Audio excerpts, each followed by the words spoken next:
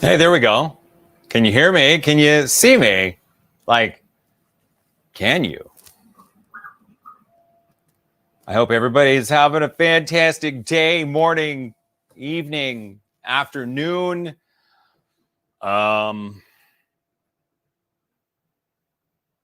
all of it. Like all of it. I've got the Prusa XL going here, and man, it's good to like.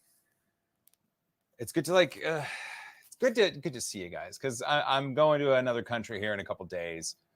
Judge, what's up? Gamer Fun. Yeah, Travis McCarley. There we go. Andrew Rogers, 999. Are you freaking out of your mind? That is 2 5s almost. 'Tis the season for the Toasty Beverage Fund. And believe me, I could use one. So this is the Prusa XL. And I've got it going with 5 PLA filaments, all from Polymaker. This is going to be a part of an upcoming video on the Prusa XL and my thoughts on it so far and what I've kind of used it for. I think that David, color is off. Nothing I can do. I think that for now, what's going to happen is, well, I put an M600 in because I actually have 6 colors. I actually have this Polymaker material right here, and oh man, I love it. Wait. Maybe like that. It's a great material. I have to swap out. See the yellow one over there? I have to swap that out.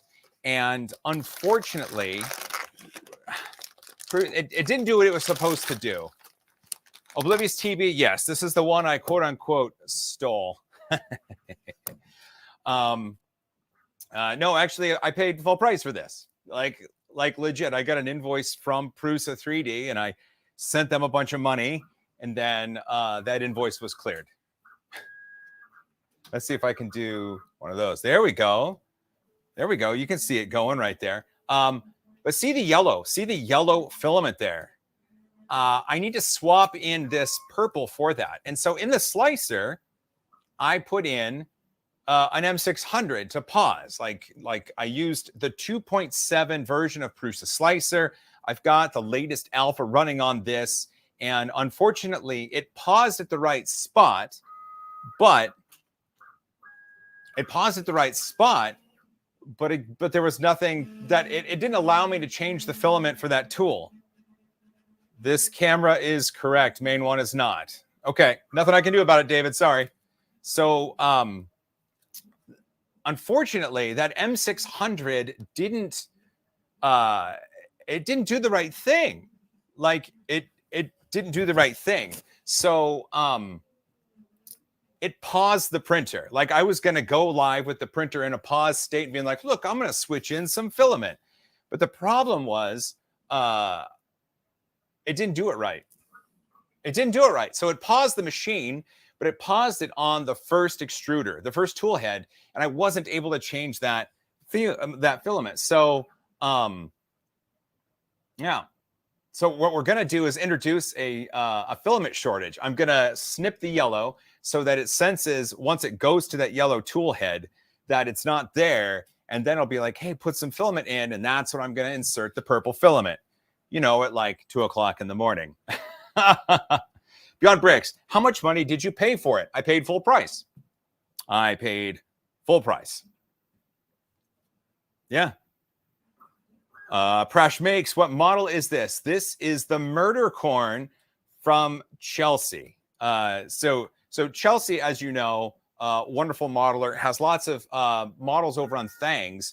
And I went there and the Murder Corn was one of the freely available models. And I downloaded it and I wanted to print it really large. And I had printed it. Well, tell you what, hold on, let me go get it. Going to get my murder corn, murder corn, murder corn. There we go. This is what it looks like when it's all done. That's what it looks like. But there were some problems around the eyes because I didn't pay close enough attention in Prusa Slicer when I was slicing it. And I wanted the eyes, well, I wanted to paint this red because this is the blood on the knife because it's a murder corn, but I wanted the eyes to stay purple. So I colored the eyes the same yellow as I did down here. And then in Prusa Slicer, right about here, I did an M600, which is to pause. You can pause the print to be able to change the filament. And I was going to swap in the purple because the next time yellow appears would be right up here where the eyes are. And it paused the machine, but it didn't allow me to change the filament for tool 5. So I have to do it a different way. You stay right there. Miles, I love that it handles the cardboard filament super well. Oh, well, I'm glad. Yeah, me as well. Me as well. Cody Color, why is there a waste block? There has to be. There has to be. If you want the best printing quality possible, if you have an extrusion system that is paused, you have to unpause it. And in order to make sure the state of that extruder is ready to go, you have to waste some material through it in order to get it to a ready state. And so that's why there's still a purge block. But you have to realize that unlike a bamboo machine, which is sending a lot of filament through the same nozzle, or a mosaic pallet empowered machine, you have much less waste material, like exponentially less waste. And so that's why I really like tool changers. And this tool changer from Prusa, like the video that I'm going to have soonish, is going to be about how I love multicolor 3D printing now, thanks to this. Oh, and the GoPro died. The GoPro died. I can't. Hi, everybody. Let's see. Oh, wait. Hi, everybody. So the GoPro died. Sweet. I'll figure that out here while you watch it print.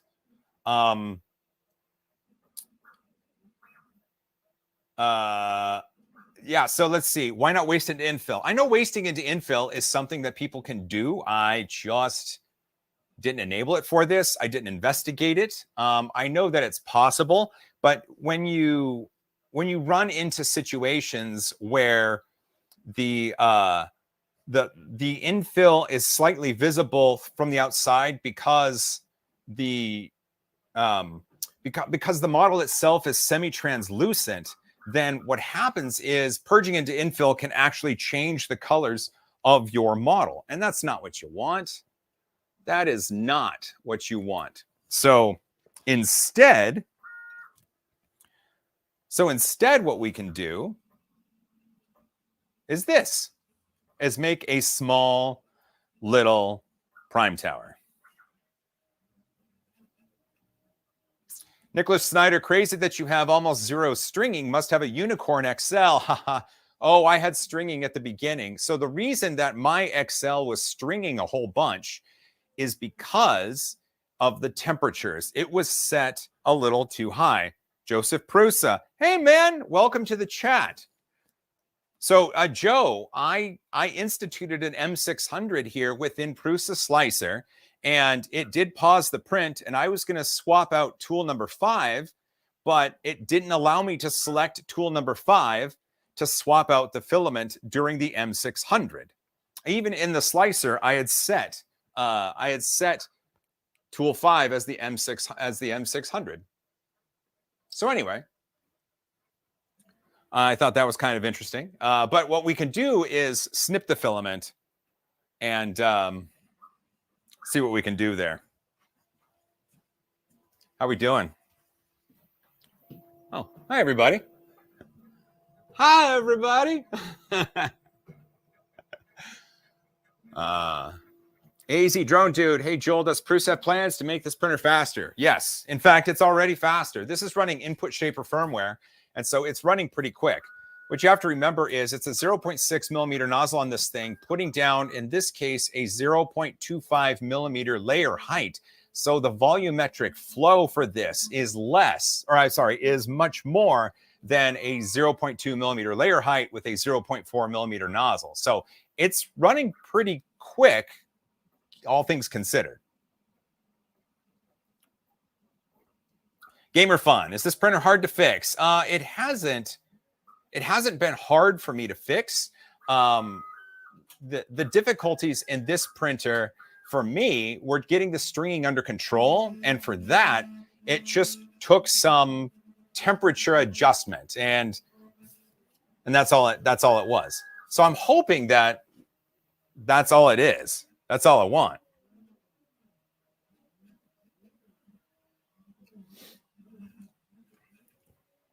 So there we go.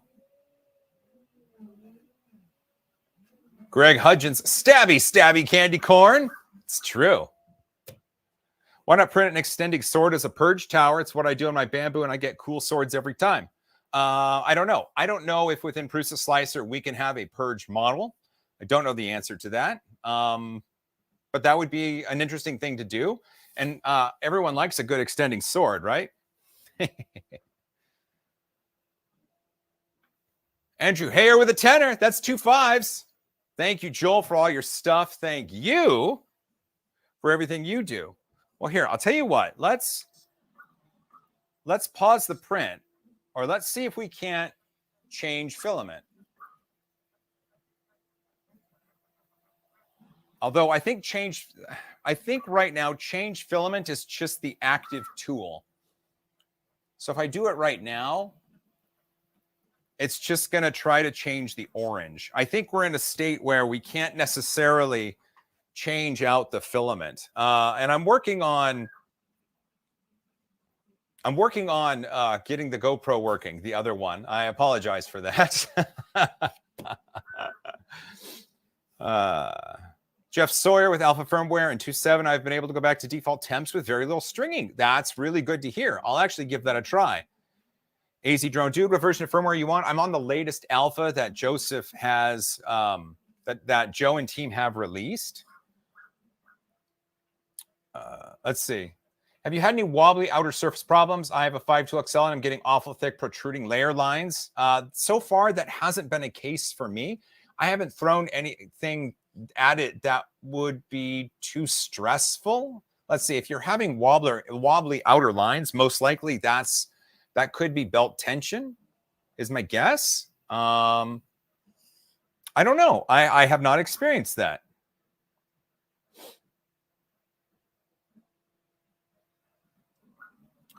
As I joined, I was shown a Bamboo Lab commercial featuring a print-in-place toaster with a working lever that lifts SD cards acting like toast. That's awesome. So that is a good model. I think that's one of the ones that MKBHD printed and started talking about, hey, I love 3D printing now, so maybe I'll have to print that one. Now it's a proper stream since my Aussie 5 is here. Sweet. Let's see. This is thank you, Teresa. As always, you and your metric tape measure always come in handy. Is this a PI smooth sheet? This is not. This is the satin sheet. This is satin. So I don't know if that would be. I don't know. I think the satin sheet is PEI-ish.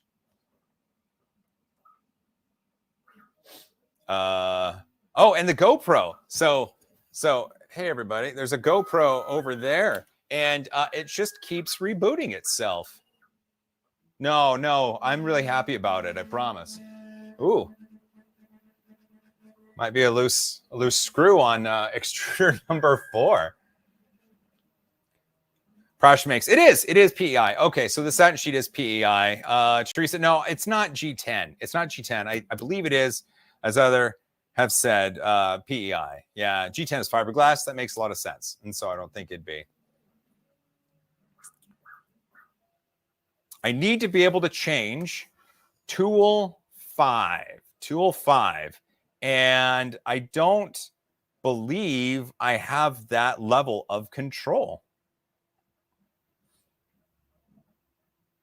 Yeah, even in Prusa Connect, which I'm looking at right now, you can't pick specific tools to change the filament in them. So that need to change to DJI camera. The DJI camera is currently running the time lapse.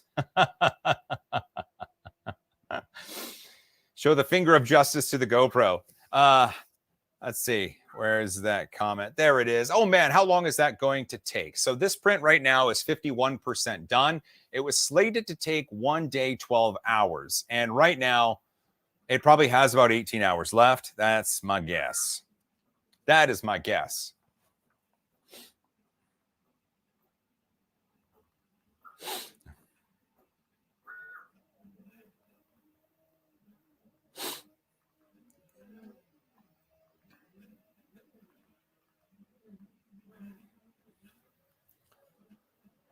How long has it been going so far? It's 51% through 1 day and 12 hours. So if we take 24 plus 12 is 36. So 18. 18. Oh, yeah, Arcade Nut. So this is my plan. This is my plan. You might be able to fake Tool 5 by cutting the filament at the right time so the runout sensor thinks it's out of filament. The trick is finding the right time. Well, I mean, I could just do it right now.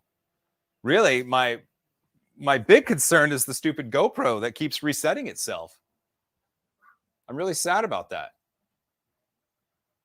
Like, I'm really sad. Like, I'm sad.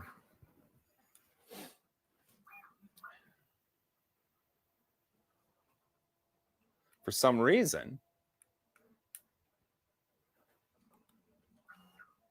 It's just bad. It's just bad. Retire the GoPro. It's a brand new GoPro, Teresa. I can't. B-Rad Alston. It is orange. It is Polymakers Polylight PLA Pro orange. That is orange. Yeah.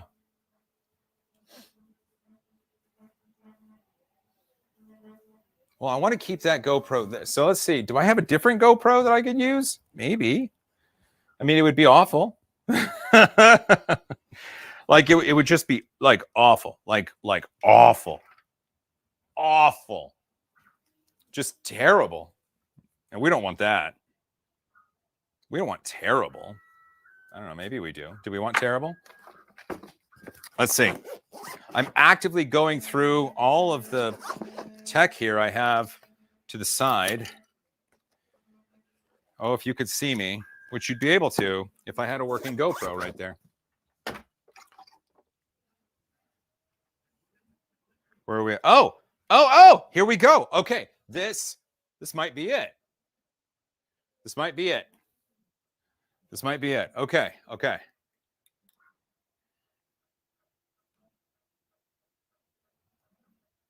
Sweet. Come on, you. I found a GoPro Hero 5. A 5. Like a tried and true 5. The one that's failing is a GoPro 11.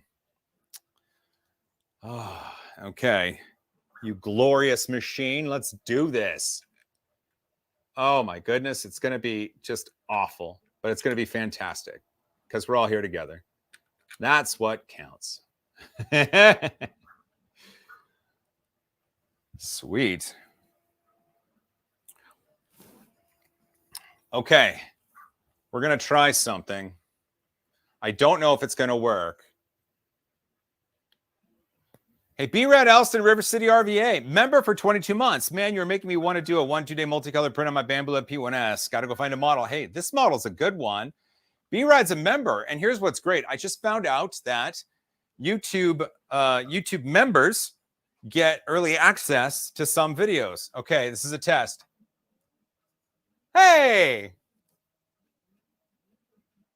I can't believe that actually worked. That's a GoPro Hero 5. Like, look at this. Look at this. This thing right here, it couldn't charge the battery. All right. Oh, it's also really hot. Maybe it was overheating. Maybe it was overheating. We're just going to set this GoPro aside. What's up, Kisker? Now it looks so small. I'm sorry. There appears to be a downward-facing light attached to the print head. Yes, that is true. Each of the extruders on the tool changer has themselves a downward-facing light. I think I can do that. Hey, look at that. There I am up in the corner. You get me. Crafted. Another Prusa open printer. Yes. What is printing on the XL right now? So this model is from Chelsea of Chaos Cortec, or Chelsea Creates Things, and this is the Murder Corn. It's this one right here, but with some different colors in it. So that's what I'm printing right now.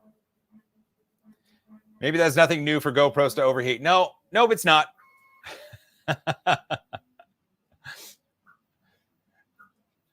Tiny Joe. Yeah, that's just me. It's tiny me up in the corner. Tiny me.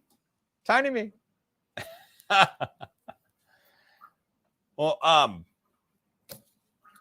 so here's what's going to happen. I need to get the purple, this purple. I need to get that into here before it switches to the layer where there's eyeballs. You need a screw tighten. That is a loud extruder right there. I got the Neptune. Oh, wait, here. I got to click on that one. There we go. I just got the Neptune 4 Max. Some good stuff, but a few issues to solve as always. Dave, I know Uncle Jesse has that one. I have it as well. It's at home in a box, and I won't get the chance to get it out of the box until after Form Next. Yeah, until after Form Next. But I know Uncle Jesse has it, and he loves it. I know he released some profiles for it. 3D printing nerd. Oh, wait. I get clicky. There we go. Can you print ABS or ASA? On this, I haven't tried. So right now, what I've done is explored multicolor PLA printing with this. And that's going to be the focus of the video that I'm making it first with this XL that I purchased. And then after that, what I want to do is multi-material. So PLA, PETG, TPU, things of that sort. Multicolored PLA with TPU, flexible things. That's going to be one of the next things that I do. And then after that, I'm going to explore higher temp materials such as ABS and ASA and figure out if you can do large scale ones of those without having an enclosure. Because it's when you do ASA and ABS printing, the enclosure isn't necessarily the thing that saves you. It's just being able to keep a stable ambient temperature around the model. Because as you continue to print, as the print head's up here and the bed's down here, then you get this temperature differential between 100°C on the bed and 240°C at the nozzle. You're getting this midline here of where temperatures can cool down. So then if you can keep a consistent ambient temperature, your models succeed much better. And I'm going to be honest with you, an enclosure is a great way to do that.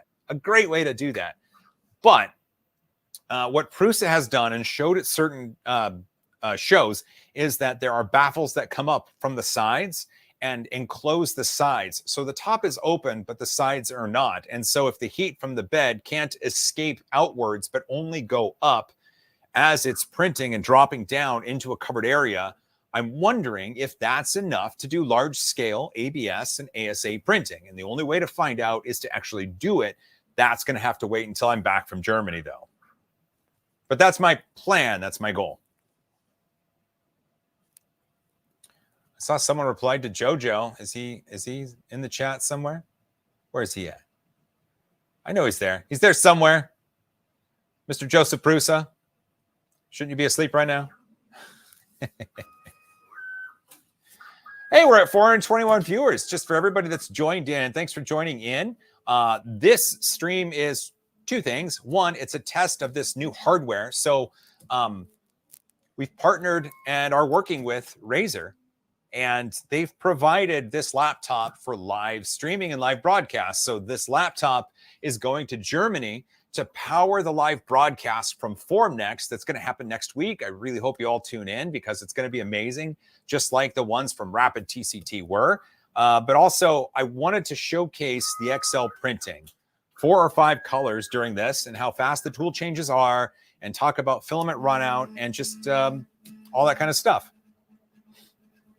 So anyway, there we go. Yeah, it's kind of a twofold thing. And so we're testing this laptop out, and so far so good. I'm running an ATEM Mini audio, 2 GoPros. The Hero 5 seems to be surviving a little bit better than this one. It's really warm.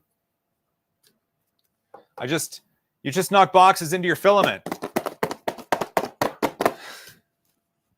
It's going to take a lot more than empty boxes to be able to impact this thing, as far as I can tell. How long does it take to print a candy corn? So the one that's going right now, I'm going to highlight that, right? Where'd it go? There it is. From Sir Gorilla VR. Lovely name. How long does it take to print a candy corn? So this one at this scale right here was 1 day, 12 hours. 1 day, 12 hours. Is this like 600% size? No. It is 250, 300% scale. Once you start getting above 300% scale, like exponentially, it just gets stupid big. And if this was bigger, I would print it bigger, of course, because who wouldn't want a murderous candy corn on their lawn?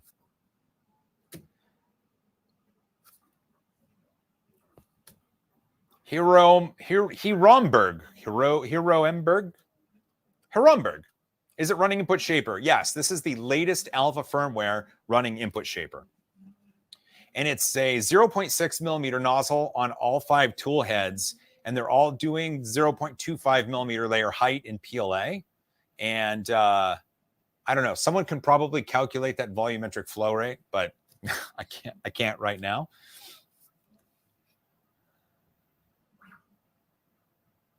There we go. I don't know if Joe's still in the chat, but Joe, if you can tell me how to swap out a tool, like one of the specific tools of filament, I think that'd be great. I don't think I can at this moment. I don't think.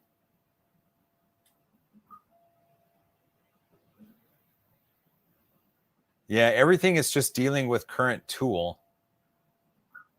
Well, I don't know. We're gonna have to do the filament out trick. Here, I'm gonna do it right now. Okay, so hey everybody. So the one I want to do is this yellow one, and I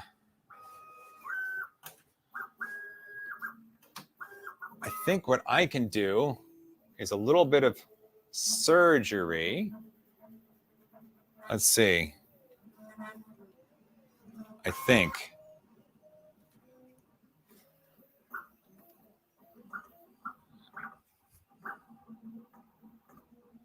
Okay.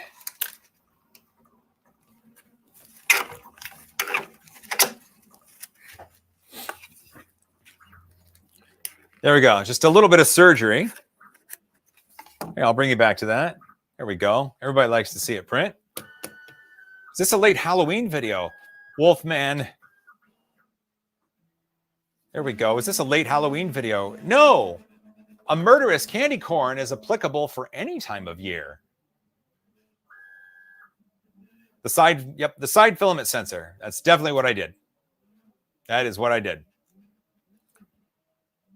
Should fail when it goes to purge. Yes. So it's not going to try to access tool number 5 until it gets to the lower part of the eyeball. And so we'll get there probably pretty soon. So we'll be able to figure it out what it does when it does that together. We should do it together. The networking guy, put a Santa hat on it. Really? I mean, why not? Oh, wait. Oh, the weather outside is frightful, but networking guy is so delightful. And since we're no place, that doesn't work out. Assuming the purge is enough to get it passed. So on the side where I went, there is a filament sensor, and I pulled the PTFE on the nozzle side and I cut it flush with that PTFE, which means it's past the sensor. So as soon as it goes to tool 5, it should think that it's out. It should think that it's out.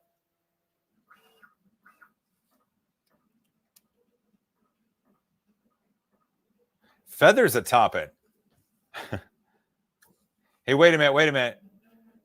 I love your streams. Very informational and entertaining at the same time. I love hearing that, because here's what a stream should do.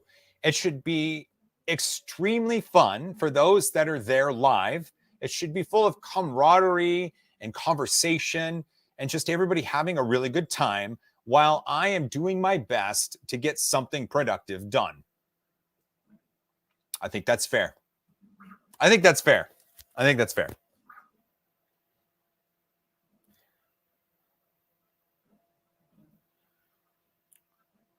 Hey, same old Shane.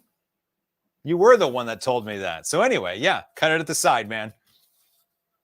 So Shane, if you could forward on to the developers, I used Prusa Slicer 2.7 latest on Windows to pick a layer where I would institute an M600, a color swap, and it asked me which tool, and I said tool 5, and that G code I sent over to this machine via a USB stick, and I hit print, and it got to the part where the M600 hit, and it paused the printer, but it did not institute or instruct anything having to do with swapping filaments at extruder or tool 5. It just did it on tool 1, which was the active one.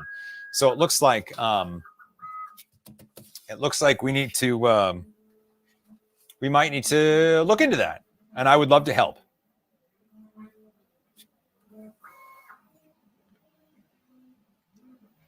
Possibly a controversial and highly opinionated question, but ignoring price points, would you say the XL is superior to the X1? If we 100% ignore price altogether, the XL is a more robust machine than the X1. This is ignoring price altogether, and I can't stress that enough. But it's comparing apples and oranges, because the X1 is a consumer-focused, multi-color 3D printing machine with a lot of smarts behind the wall to get it to do what it needs to do. You saw Stefan's post on Twitter, I hope, of Majora's Mask and how it used 8 different colors and it looked great. Bamboo really excels at that.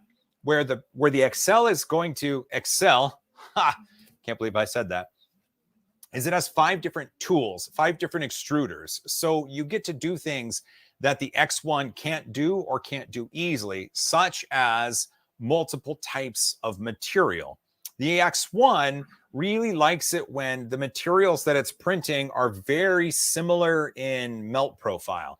And the XL, that doesn't really matter because each of the tool heads are individual extruders. So they have their own nozzle, their own heat break, their own heater, their own extrusion system. It's just the way it is.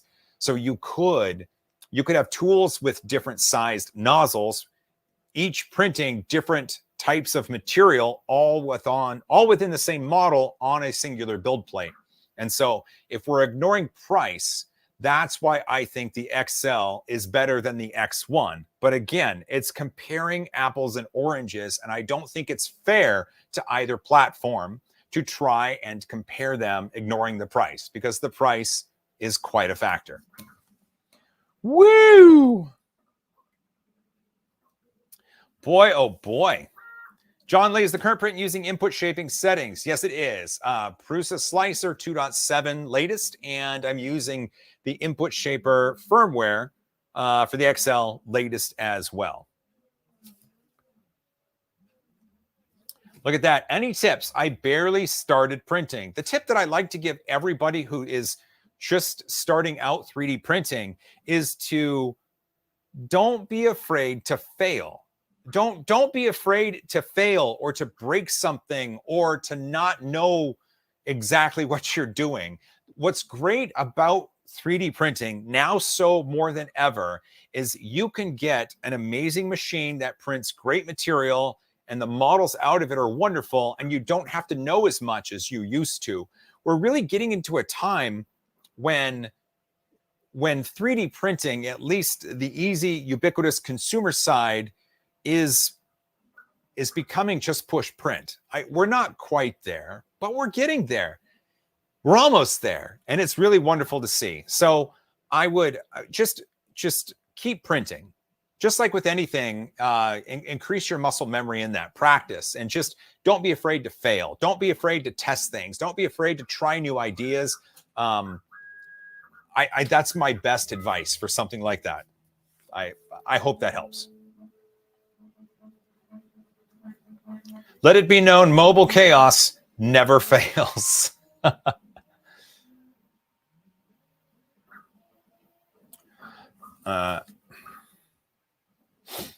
I know this is part of a conversation, but Kisker makes a really good point. There are now better printers for the price point, and I would have to agree with you. And this actually lends itself to one of MakerMuse's latest videos where he talks about Creality and the continuation of the Ender platform when it's confusing. And if you think about it, $100 to $200, you can get yourself an Ender 3, like an Ender 3 Pro, I think at Micro Center or whatever. But once you hit $200, you're well within the realm of a lot of latest generation 3D printers from like Elegoo and Anycubic that are really going to perform well. And so there's really no reason to find an older Ender 3. Newer ones are great. The Ender 3 V3, KV, E3, all the different letters they have. I don't know the Creality versioning scheme, but the newer Ender 3s are decent. And they compete with the newer similar machines from Elegoo and Anycubic. And so you really, between $200 and $300, you really can't go wrong.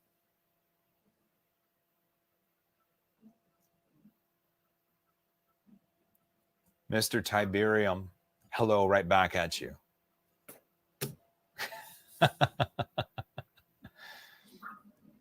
Hey, Eric, our 3D prints, $4.99. Are you out of your mind? High five. What is your opinion on 3D houses?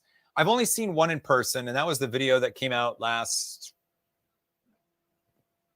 yesterday. It came out yesterday, and it was great. Like, it was really neat. I think what people I think what people don't realize is that 3D printing of houses is still in its infancy. It's kind of neat what they can do as far as the organic shapes, but we still haven't seen peak for the additive manufacturing of homes. I think right now what we see are demonstrations. I think what we see right now are simple. I think right now the goal is to, such as that one company did, get on 2020 with their cowboy hat and talk about how neat this is, because that's kind of where we're at. I think when we're gonna see 3D printing of homes being something that's wonderful and awesome, and just, of course, it's happening, is when it's not making the news because it's ubiquitous. I think once we get to that point, I think then it's awesome. That's what I think. Andrew Hayer with a tenner. That is 1, 2 5s. Your tips are perfect. Aw, you're perfect. Thank you. Great way to support me is become a YouTube member. Just click the join button. Oh, thanks, Mike. Here's what's great. YouTube just released brand new functionality. So usually what happens is when David and I have an episode all ready to go, we have locked the cut. We've uploaded it to YouTube. We've created thumbnails. You should see the text conversations David and I have about thumbnails. It's glorious. It's all set. What I do is I schedule it for the next day, which is usually Friday at 6 o'clock in the morning Pacific time. And what it does, YouTube keeps it as private until 6 o'clock in the morning and then releases it to the general audience. But what YouTube has recently done is allow you to set it, instead of private to public, you can set it now to members to public. So everybody that supports me on YouTube as a member, I can set it so you get to see the video early, sometimes even 24 hours in advance. Or if we're really ahead of schedule and there's something just fun out there that I want to get some feedback on, I can release it even days early. And I think that's a really cool thing to do. So if you've ever considered supporting me and what I'm doing with 3D Printing Nerd, then consider becoming a member here on YouTube, and you get that early access to stuff when it's available and when David and I can make it happen. So thanks for pointing that out, Mike. You're good people. Thick Subdued with a tenor. What are your thoughts on candy corns carrying weapons? That's Michael Grugel. That is a great question. Candy corns carrying weapons, I think, is proper. I think that candy corn gets a bad rap in the candy community, and I think it's well within candy corn's right to defend itself with 3D printed knives, right like that. I think that's fair. I think that's fair.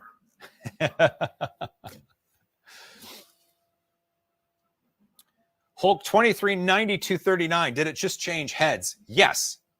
Yes.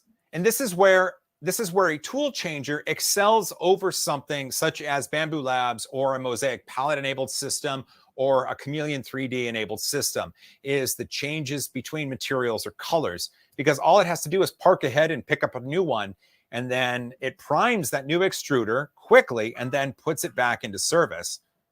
It's a great way of doing it because it really speeds up the process. Whereas Bambu Lab, I'm going to use them as an example because a lot of people know about them. Bambu Lab has to retract filament, and then it has to put filament in. Ooh, excuse me. And then once the filament's in, it has to purge it and poop it out, and then it can be ready, and then it does a little purgy dance. So this method, a tool changer method, is faster. Have you tried the MMU3 or plan to try it? I've thought about it. I have thought about it. So I had the very first Prusa MMU1. In fact, that MMU1 that I had, it was, I gifted it to Keith, who used to work for Protopasta. And he took it, had fun with it. He didn't do anything with it. He just kept it in storage. He's like, hey, Joel, do you want it back? And I was like, yes. Yes, I do. Yes, I do. So I have a Prusa Mark II MMU1. I have it back, and I'm excited to kick it around a bit, like clean it up and like get it running, because I had some really amazing prints off that thing. I did some really cool stuff. It just, I don't know, it feels like a part of my history I have back. And so I didn't get a chance to play with the MMU2. MMU3, I'll talk to Joe. In fact, I'm going to see Joe at Form Next in a few days, and I'll talk to him about the MMU3 and if that's something he would want me to show off to you guys. And if so, maybe we can work something out. Hotfix became a YouTube member. Thank you, Hotfix. Is that a Tron helmet? I don't know. Thank you for becoming a YouTube member. Kisker, this would make it a horrifically adorable plushie. Oh, I kind of agree with you there.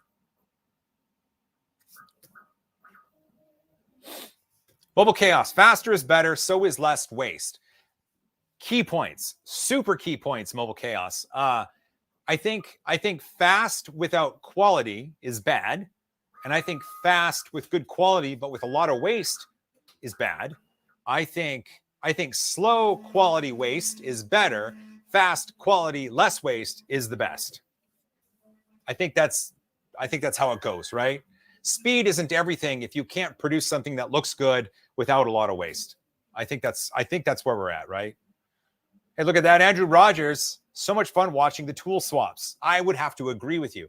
The tool swaps are just like that. Just like that. I love it. Networking guy, how much to print me a large multicolored Totoro? Oh, Nathan, come on. Just shoot me a message. We'll figure it out, man. I might be able to put this to work for you.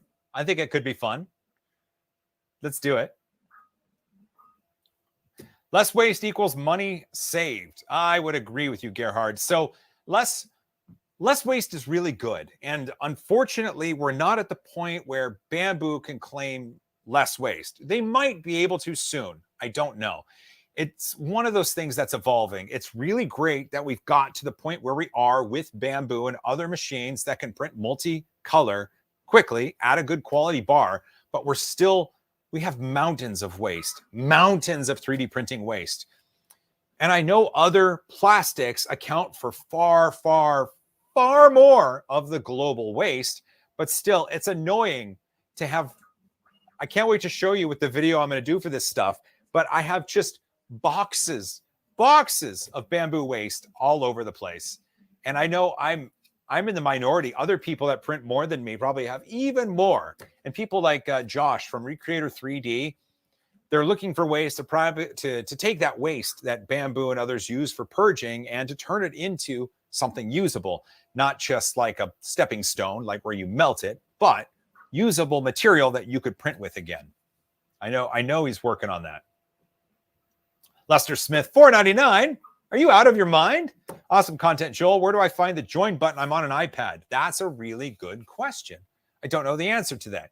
You may have to scroll or come back to it later. But Lester, just for that $4.99, you're a special human. And I hope someday someone writes a hardcover book about the awesomeness that is within you. Look at Nero. What are you using for the on-screen questions? So this interface right here, this is StreamYard. So I have a monthly, I pay for the StreamYard service, and I'm able to broadcast at 1080p. And it's great because I can invite, like when we do the live stream, the charity live stream for Seattle Children's Hospital in December, it's on December 7th, everybody, don't forget. We can have people join in, such as Bender from the hospital, or producer David is able to run the contests and let me know when things are ready. It's a really great interface, and it sucks that it's a monthly cost, but Nero, for you and for me and for others that are producing content, it is just a cost of doing business. And so you may want to look into StreamYard. I know Edutech and Hotmakes, I believe they use StreamYard as well. I'm not sure what Pooch and Andrew are using for Maker That Money. You might want to reach out to Pooch. I think he's on an airplane to Germany right now, so it might take a little while to get back to you. Sargon, 1, 2, 3, 4. 1, 2, 3, 4, 5, 6, 7, 8, 9, 10. You can tune how much poop Bamboo put out, basically half it right now. Sort of. So in my experience, and again, I can only speak about my experience, is that the bamboo is conservative for some colors, but not conservative enough for others. So when going from a deeply pigmented filament, such as high five blue or a really dark blue, a dark purple, dark black, and going to a lighter color or a white filament, you have to increase the purge by a lot in order to keep the colors from bleeding. And if you have a lot of mixed colors throughout, that leads to a lot of purged material. Hey, Trail Features with a tenner. That's 2 5s. As long as the waste from 3D printers is a number greater than 0, we are part of the global plastic problem. We should always work to get that number as close to 0 as we can. And I 100% do not disagree with the sentiment that Trail Features is saying here. I know that with art, there is always going to be some sort of waste product. And with 3D printing, some can and do consider, such as myself, the printing of multiple colors is creating art. Just like Filament Frenzy, what he showed off on the XL on Twitter, or formerly known as Twitter, it was gorgeous. That is art. And for him, the purge block on the XL was the only waste, which is kind of nice because it's less. But like Trail Features is saying, if we're using the XL as an example, we could reduce that even more because we have a good idea of how filament behaves at what temperature. And there's a lot of sensors in the heads of all 5 tools. So what Joseph Prusa and team could do is sense when filament is coming out, and much like how the H series from Diabase, gone but not forgotten. The H series was a great machine because it would spit a little bit of filament and a cutter would take it and then poop it out. So we were left with tiny, tiny little pucks of filament for the purge material rather than a purge block. It's another way of solving it, and it did produce some waste, but it was less. So I don't know. What do you guys think? I really appreciate you saying this, but we're doing better. I think we're doing better, and there are going to be ways to make it even better in the future. That's what I think.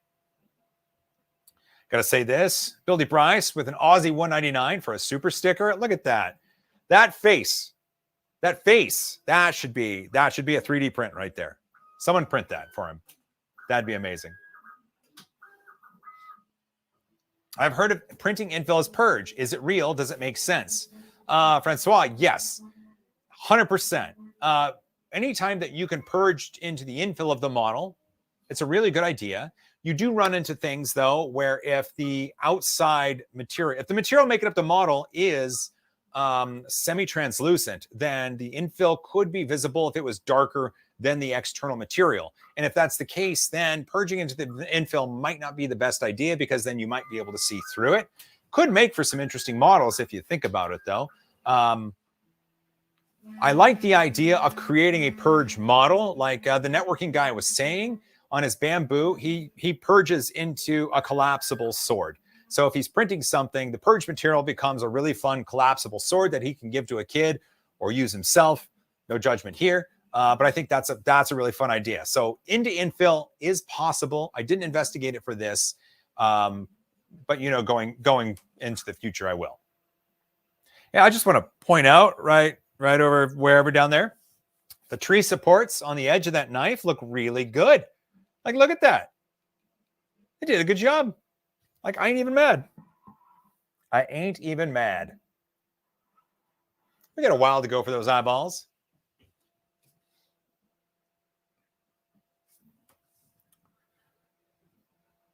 "3D printing nerd, anything that poops anything out can't be all that bad. LOL. Everybody poops. Best book ever."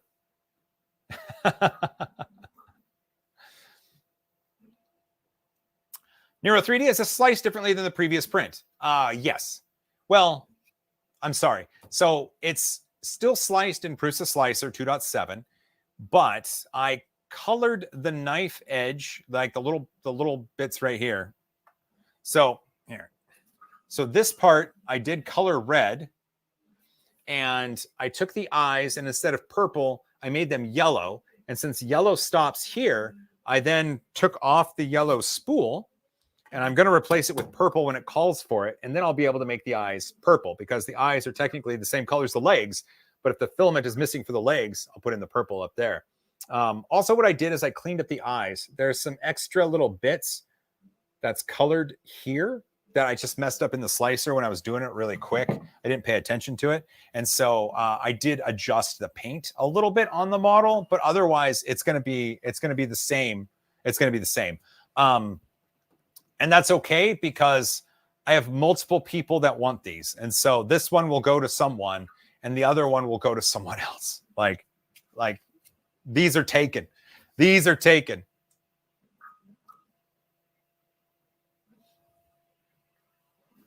Is my mom a 3D printer if she made me? Yes. Blind Guy RC. Super sticker. Canadian 99 cents, eh? Thank you for that. Blind Guy RC. Look at that logo. That's fun. Oh my gosh. Being blind and running RC? That's kind of cool. Thanks for the 99 cents.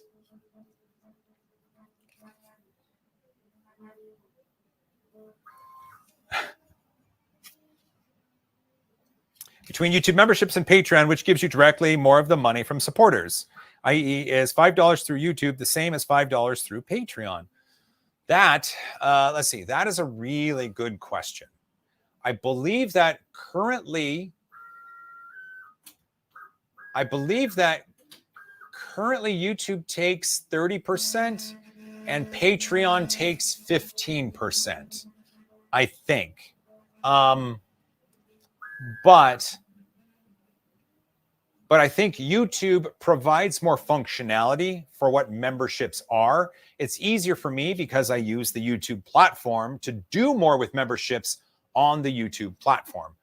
So in saying that, I think that even though YouTube takes a slightly larger chunk than Patreon, I think YouTube, for my style of content creation, offers more for me to offer to others. And so I hope that makes sense. And I'm glad you said it's a Tron helmet, because I love it dearly. I do.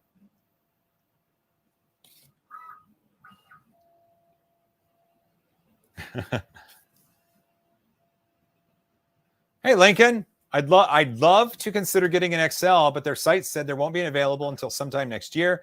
I think I'm going to get a Bambu Lab printer if there are any Black Friday deals. I don't know if there's going to be any Black Friday deals with Bambu. Producer David and I have a constant communication with Bambu Lab. And as far as I know, they haven't told us about any sort of Black Friday deal coming up. That's not to say there isn't, but we just have not been made aware of it. So if there is, it'll be a surprise to me and you. If there is, good luck getting a machine. I hope you get one. They're a lot of fun. I do. Triple D Prince with a $5. Awesome stream. Did you do anything to avoid stringing? Well, okay. So originally, before I installed the input shaping firmware, I lowered the temperatures. So default temps on the machine were 220C, and I took some filaments down to 201C just because I liked the number, and it seemed to reduce the stringing. Things were running kind of hot. It actually took it from some stringing to literally almost no stringing whatsoever. It was great. But and Jeff Sawyer made this point earlier, and I'm going to echo what he said, is ever since installing the input shaper firmware, I haven't had to adjust anything, and there's just been a far reduction in stringing without me having to touch anything. So that's nice.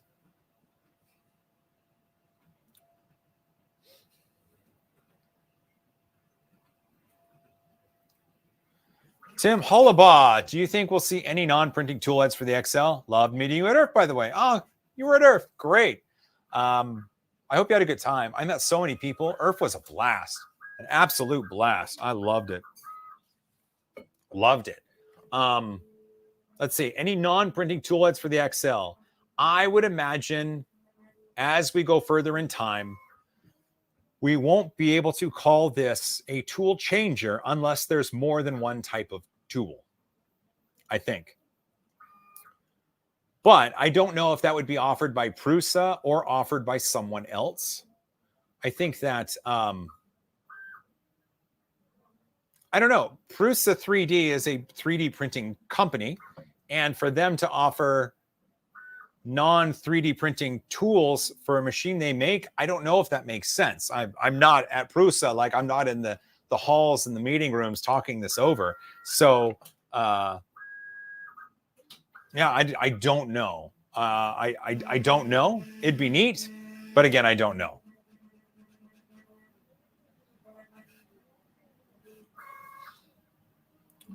Donnie Roselle, good evening to you, my friend. Welcome. Evil Winnie the Pooh, it looks like a knife. It's not Winnie the Pooh. It's just an evil candy corn. It's an evil candy corn.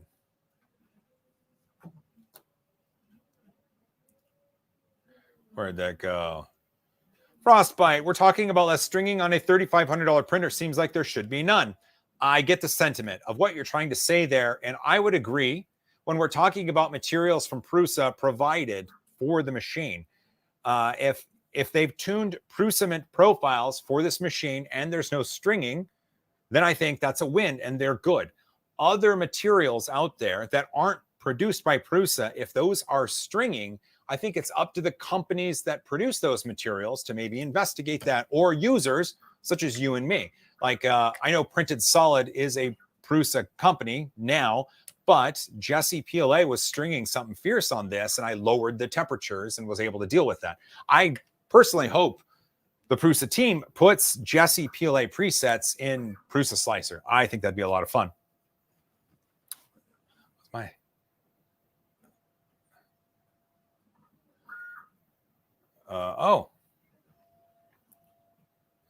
Can I? Sure. My daughter Sydney may come by.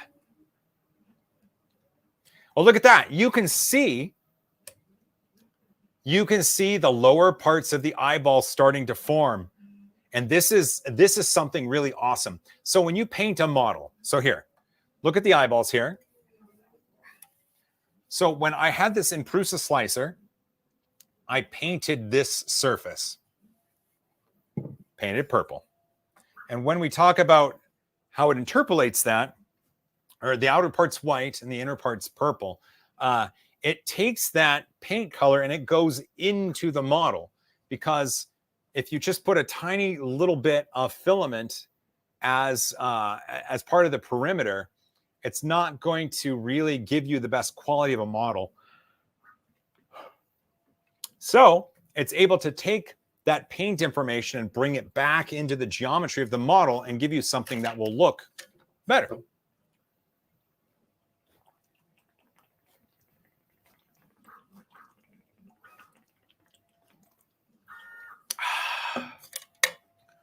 Oh, I needed that. I needed that.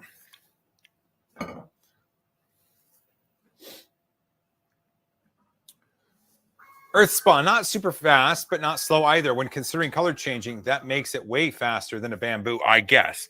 Well, Earthspawn, you have to remember the default printing profiles on a bamboo machine are either 0.2 or 0.16 layer height out of a 0.4 millimeter nozzle. It's really easy to go fast, traveling fast with that because it's not putting out that much material.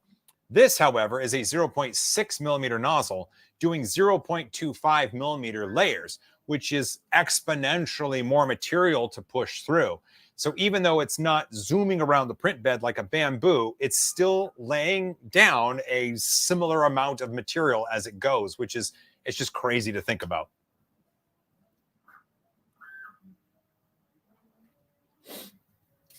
Printer Prawn, we should be able to purge during infill, no waste and hidden.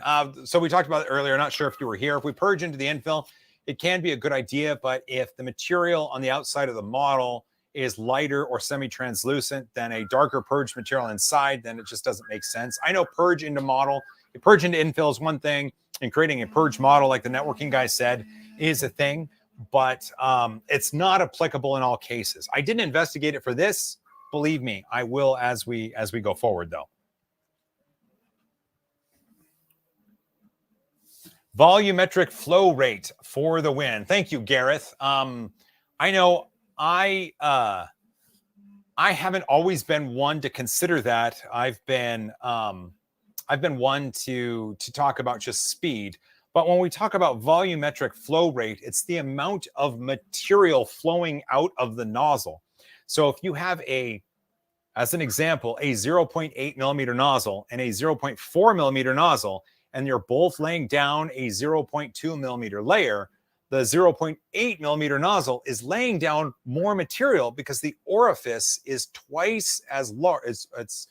The diameter is twice as much as the 0.4. So there's just more material being laid down. So even though it's the same layer height, this is putting down more material. And that's how you start to think about a volumetric flow rate, the volume of material coming out of the nozzle. It's fascinating. It's absolutely fascinating.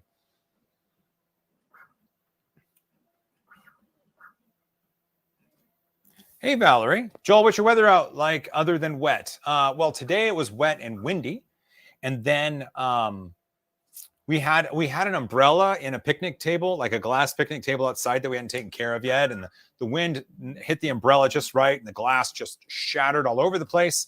So my wife and I were out there with a vacuum cleaner, getting all the shards of plastic. And we were able to pick it up. So it was windy, rainy, and then it was like 67 degrees Fahrenheit. So it's weird. It's just weird. It's weird out here. James Cameron, the James Cameron, Canadian 2, eh? That's a toonie. Have a toonie. There we go. Use it to get a double-double, eh? We don't double-double. We don't have In-N-Out in Washington, sir. So no double-doubles here. But thank you for the Canadian 2. I appreciate you, James. You know that.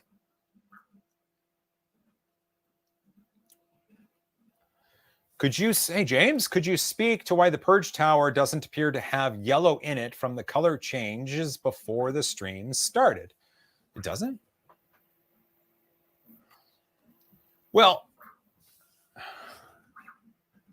I think what it is that there's an internal part of that geometry and an external part of the geometry. And the yellow is the internal part and the black is the external part. And so that's why we're just seeing black and white. And we're not seeing a lot of yellow down there when it did those transitions. And that's actually great job noticing that. I didn't even think about that.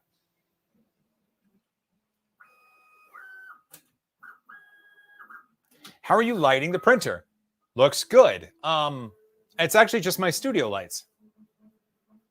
And a GoPro perched right there. That's it.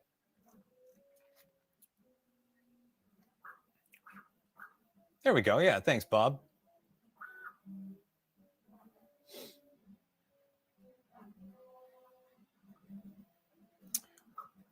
Nub, bud.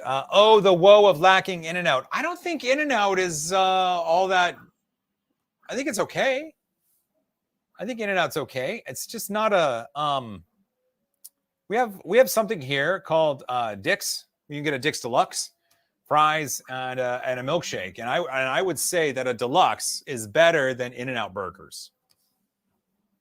That's what I think. That's what I think. Oh my goodness. I'm thirsty again. I think, let's see. What is my temperature in here? Okay, it's good. We're good. Don't worry. Don't worry. Oh, I'm thirsty.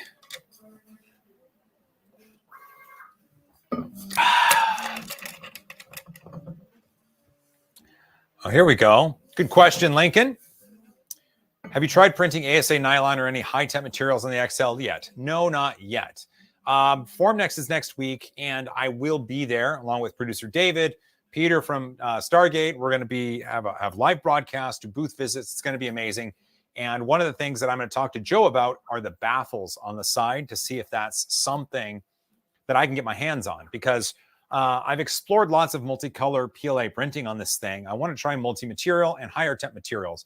And higher temp is going to require me stabilizing the ambient around it. And those baffles are what those were for. So we'll see if those are coming, if that's an option. And I don't know. We'll figure it out from there. Or I'll just get a really big case, put it in there. Just like that. Once I get back from Formnext, I'm going to do a lot more with this thing. I get the point about larger layer heights and nozzle. Oh, okay, good. I want to highlight how much faster it is when the color changes. So anytime it's got to change the tool head, it's just like done. Yeah, it's really quick. Like, it's super quick. And it's fun to watch. Oh, now it's doing the whites.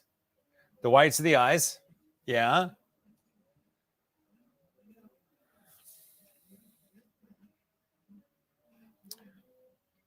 Oh boy, there we go. Can you just print like CF ABS baffles? Well, I mean, I could, but then they would be rigid. The baffles that Prusa originally showed off for this machine were like accordions. And so that's what I was trying to get. Ivan Raw 48, 3D printer. Do you like Twizzlers? I do. There's not a lot of candy I don't like. You don't get to look as incredible as I look without consuming a fair amount of candy. Oh, there we go. TPU baffles. It's a great idea. That's fun. Oh, man. Hey, we've been going for a little more than an hour. How's everybody doing? This has been fun. Seeing its guts get printed layer by layer is truly Halloween level body horror.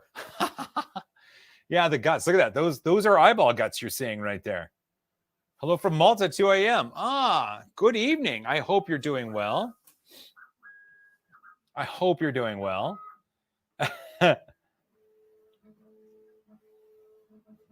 Same old Shane, starting a pot of coffee. Wait a minute. So let's see. Let's see. Shane, you're in Czech. So it's 8 hours ahead. Dude, it's late at night for you. Right? You should get some sleep. Teresa, yes, you should get lunch. 3DZ Ram Davor. Hi, 3D Printing Nerd. Is a selfie at Formnext still available feature? Absolutely.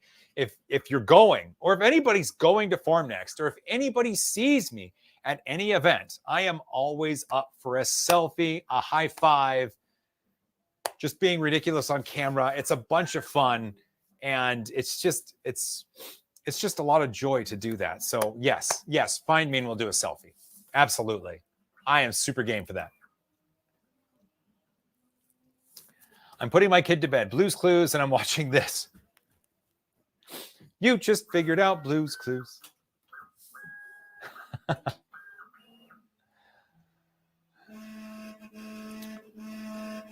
Is it cold there? I'm in the south and it got chilly today. How chilly in the south? So we were at 67 Fahrenheit earlier today. The office where I'm at here, I keep it around 70 degrees Fahrenheit just because it's good for recording. It's comfortable. Like I don't have to wear a hoodie when I'm indoors. I mean, I have it. I don't have to wear it. And it's good for printing. And it's good for printing. Yeah. What about hugs? Hugs are good. I could give hugs. Yeah. Hugs. I'm up for hugs. At events, if someone needs a hug, I'll give you a hug.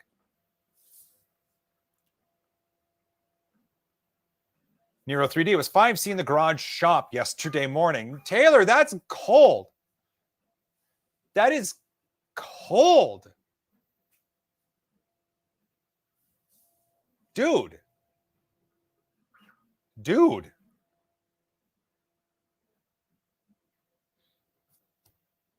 Still making those eyeball guts.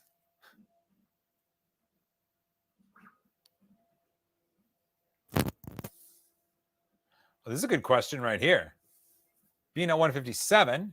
Hi, Joel. Do you run any dehumidifiers in that room? I do not. Typically, humidity isn't something that we really have to deal with in the Pacific Northwest in the summertime. It's just not. In the wintertime, definitely not. I do have, I run the printers in here. Like, here's the thing. I don't ever have to turn on the heat here because I'm running the printers and they keep it nice and warm. In the summertime, I will turn on cooling just to keep it at a good, like 74, 75 Fahrenheit in the summer. But yeah. Yeah, there's no dehumidifiers, nothing like that. Not here.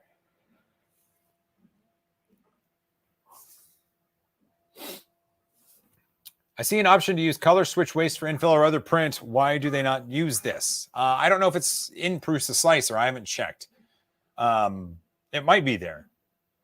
It might not. I don't know the answer to that. I didn't investigate it. The Purge Tower isn't something that is really that big of deal, all things considered waste-wise, at least currently. And if it was purging black into the infill, it might be able to be seen through the orange or through the yellow, and I really wouldn't want that. Definitely through the white. And so I think for this application and what I want, I think using a Purge Tower is the best way to do it.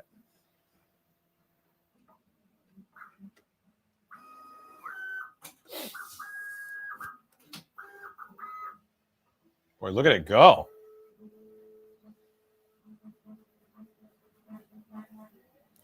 Oh, look at that. The networking guy became a YouTube member. Like I said earlier, YouTube has now added functionality where when videos are scheduled, it's usually I set them to private, and then when the publish time happens, they go public. Now what I can do is set them to members only. And then when the time comes, then they go public to everybody. So people that are YouTube members get to see some videos before they go public to everybody. And I'm so happy YouTube did that. So happy.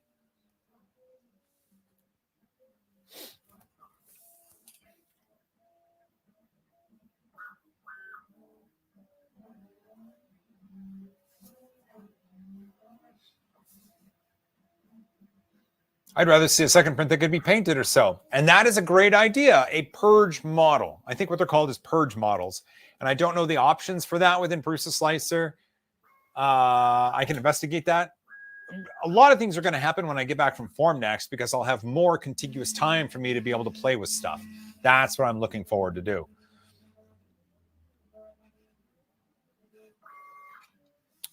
What non-3D printing projects have you been working on lately? Well, let's see. My wife and I have a deck in the backyard, like a concrete deck. We built a covering over it so we can be outside when it's raining. We took the TV from upstairs and put it out there and have some chairs, and we can watch TV in the pouring rain. There's still, when the wind is blowing, some of the rain will get in on the sides, so we have to get some outdoor curtains, and I'm going to install those. Let's see. I'm actually in the search for a new studio, something larger. So that's kind of 3D printing related, but that's not the act of 3D printing. So I think that kind of works out. So there you go. Chris Gulata became a YouTube member. Chris is the one at Murph long ago that won my G-Max printer. Yeah. Renee Cochran, could you say, hi, Renee? My husband will freak. He is watching you. Hi, Renee. How are you? Your husband, it sounds like he's a wonderful individual. I hope that he gives you an incredibly precise high five for me. That sounds wonderful. Everybody say hi to Renee, if you could. That would be amazing. Hi, Renee. Hi.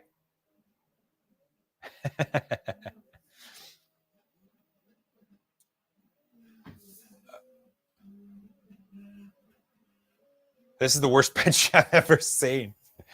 Yeah, talk about speed benchies, right? I mean, Joel Purge model every time. You know, Prusa Slicer is open source. There must be a way to do this. There must be a way.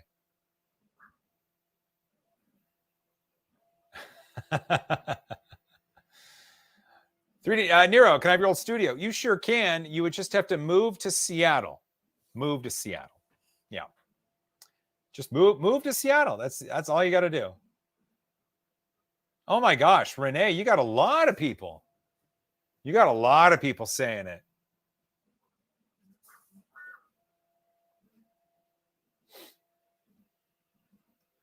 Trail features, love it. Outdoor TV sounds like a vibe, as the kids say. It's great, dude. It's great. Because even if it's like 35 degrees Fahrenheit outside and raining, you're under cover and you can have a blanket on or like a heated blanket or something, and you're just watching TV outside. It's glorious. You should try it. You should just take a TV outside and watch it. It's a super vibe. You'll dig it. I promise.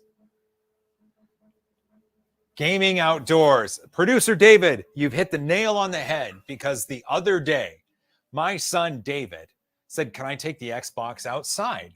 I was like, of course you can. So I helped him hook it up, and he had one, we call them the comfies, like the big thick blanket that's in the shape of like an oversized, just an oversized like shirt. It's just a big blanket, but we call it a comfy. Anyway, he wore that outside and he played Madden for like an hour and a half. It was great. James Warwood, you coming to Smurf in the UK? 100%. We will be there. David and I have already booked our hotels. We're looking at flights, and I wouldn't miss it for the world.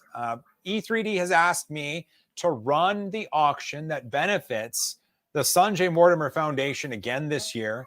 We raised a ton of money last year. We're hoping to do the same. It's going to be, oh, here, wait. Where is it? Where is it? There it is. It's going to be great. Smurf is going to be great.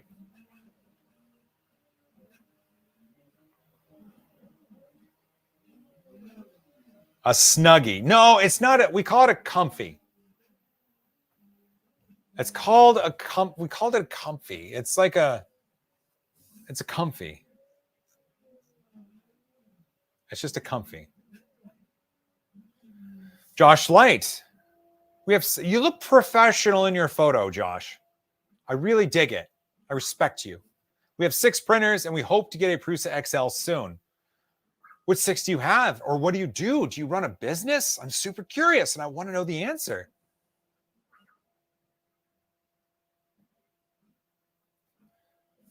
I wish I could come to Smurf. I've not been back to the UK in 9 years. Are they not letting you back?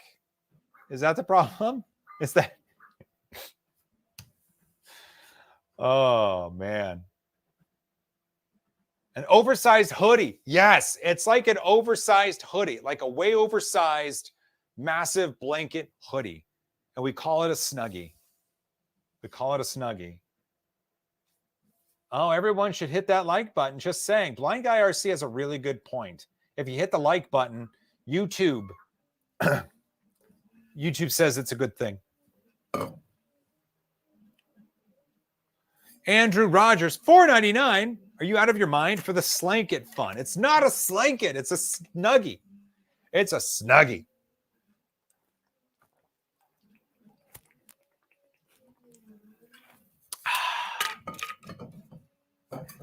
I do love me some water.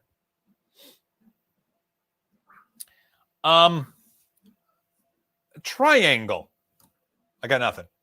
Are you printing a giant Among Us statue? No, but now I want to.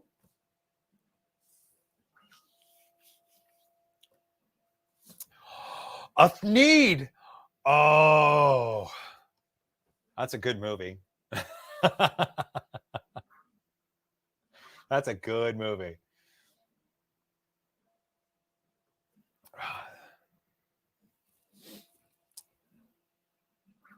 Joel, thoughts on the new Elegoo Orange Monster printer? Yeah, the Orange Giga? No, the Orange Storm. An Orange Storm. An Orange Storm is when you go to the Czech Republic and you visit Prusa.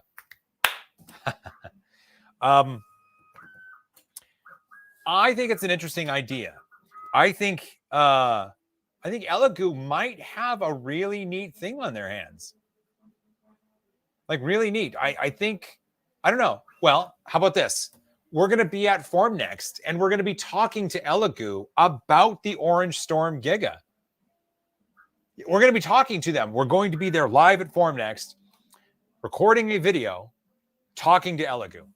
So I will get to find out a lot of information about it. That'll be fun. That'll be good. So anyway, yeah, at Formnext, we will talk to Elegoo about their Orange Storm Giga. That'll be good. I assumed that giant printer is why Joel's getting a bigger studio.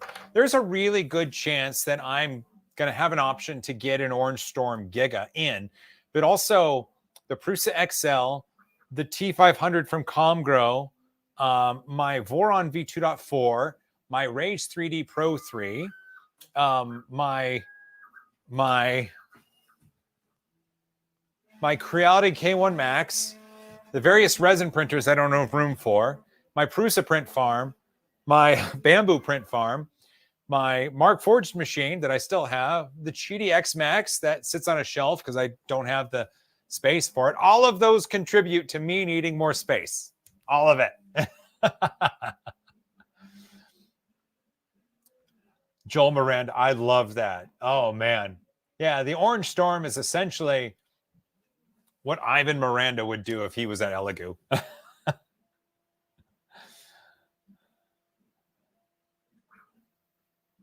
And the my Anycubic Cobra 2 Max just showed up finally. It is big as foretold.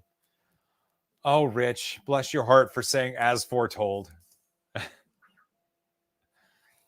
Networking guy, will you be buying your kids the Cocoa Press printer? No, but I will most likely be buying me the Cocoa Press 3D printer. So there. Mossy Edge, Tonsky, PLN 25. I don't know what PLN is, but there's 25 of them, and I want to thank you for 25 of those. I wish there was some bigger and reliable printer like XL, but cheaper. Wanted to get XL for my business, but decided to get P1S and AMS due to the cost. So you're looking at bigger like XL, but less expensive in that you want multiple colors. Is that correct? Because if you need a really big machine, Elegoo does have the Orange Storm on Kickstarter. It's going to be the super early birds are $1,250, and it's 800 by 800 by 1 meter. Like it's big. It's big, big, big. So if you need a really big single extrusion machine, that's something to look at.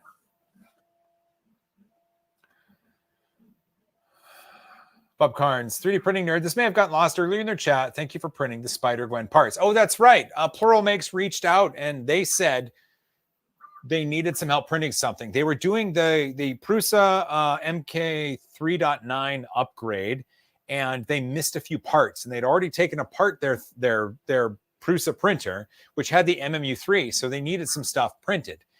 And so they're local in Seattle here. I've known them, like we've interacted before a number of times at various conventions and shows. So I reached out via Twitter DM and I said, I can print these for you. If we can do it really quick, I can get it to you before I go to Germany. And so we met up this morning and I delivered the parts about 30 minutes before I went live.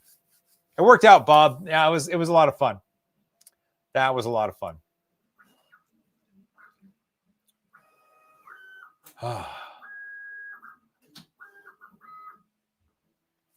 Lilith, you look like you lost some weight. I would say that is accurate. I have dropped a few pounds, and I fit into my clothes better. I do. Now I just got to shave more because I get scruffy.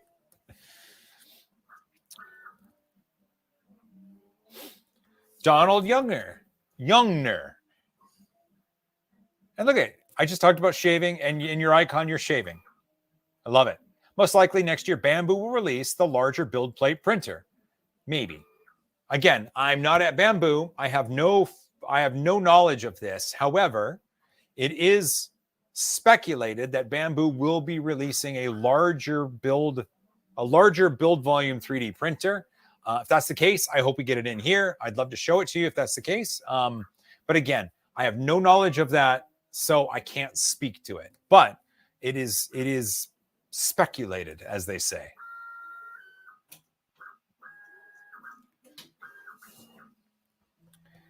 Trail features. I found the pounds that Joel lost. Just ride your bike more, man. You got this. You got this.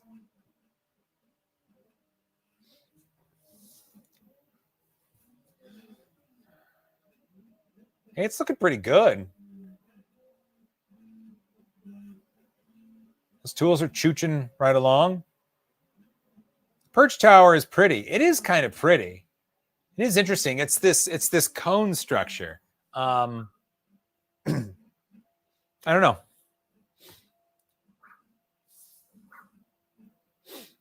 Bamboo CEO said larger printer would be a next gen machine.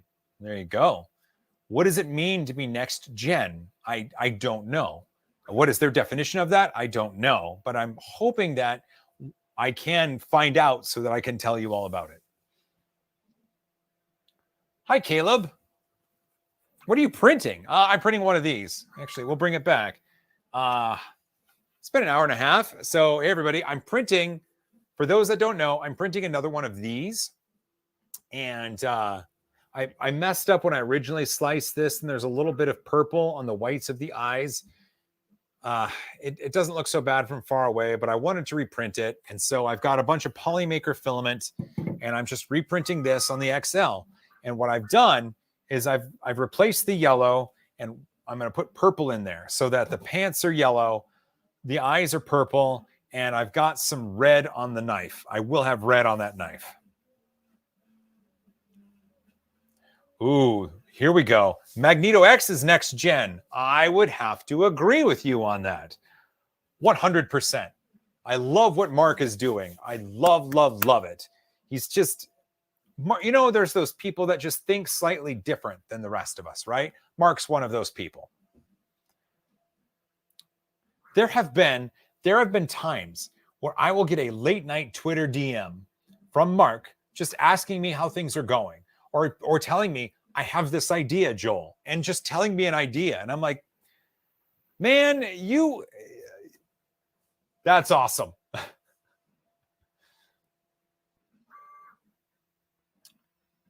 Hey, mate, how's things?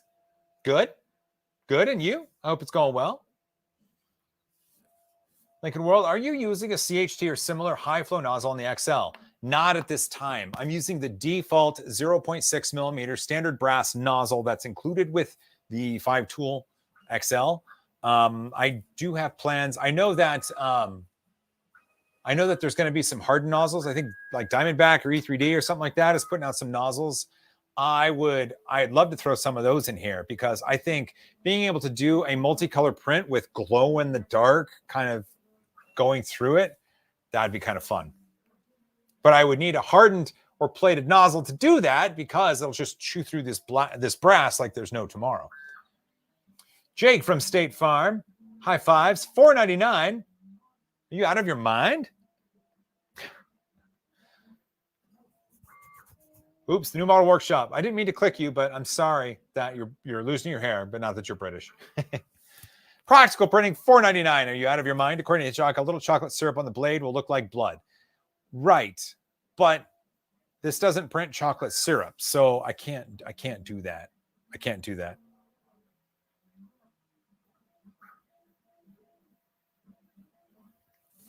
PC Master Race. Diamondback has some prototypes made. Ooh, that's exciting.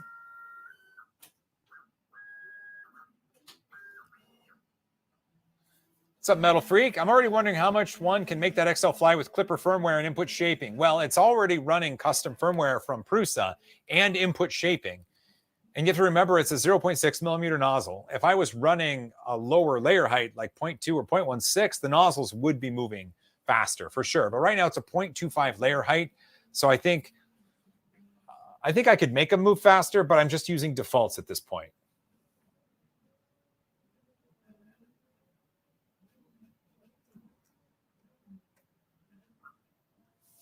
Yeah, I stole this machine, so I probably was taking the adapter. I did. I stole it. And then I paid money for it. So it's, yeah.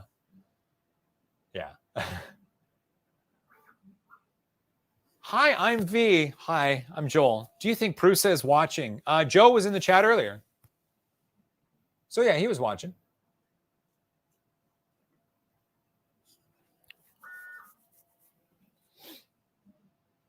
Nate's Miniatures. I have an Ender 5 Plus. Would it be worth upgrading to make it silent, or should I just get a new platform with all the upgrades already? Ooh, that's a good question. I don't know. It really depends on how much you like to tinker, right? Because you could get that Ender 5 just moving like crazy. You could make it silent and super fast. But I don't know.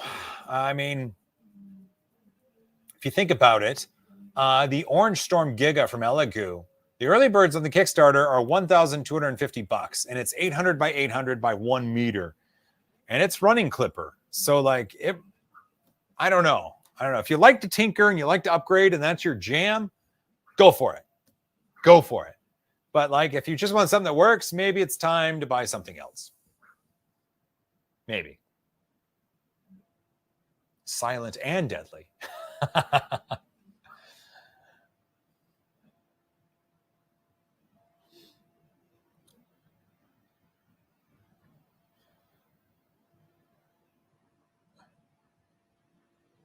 What is your jam, Joel? Well, right now it's strawberry. And I have it on my toast in the morning. It's yummy. Wolfman98, what is your favorite horror movie? I am not a big horror movie fan, so I haven't watched a lot of them. Of the ones I've seen,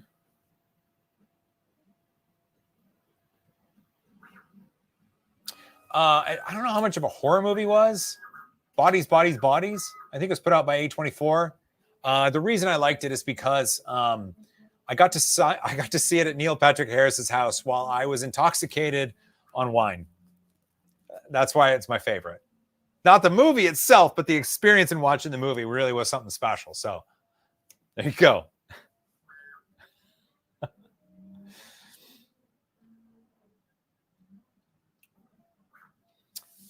How can you prevent the filament in the wall from absorbing moisture?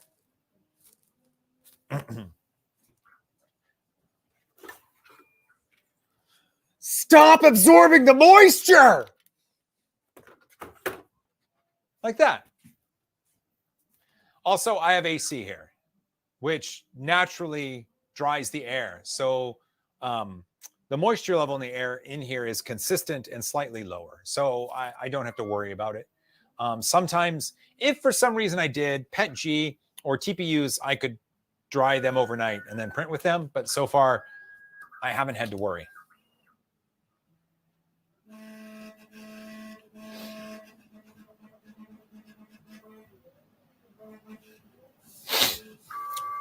Neil was really good as a bad guy in Matrix. I thought so as well. The Matrix 4, I was a little disappointed in. A little bit. I don't know. He's going to... Ooh, excuse me.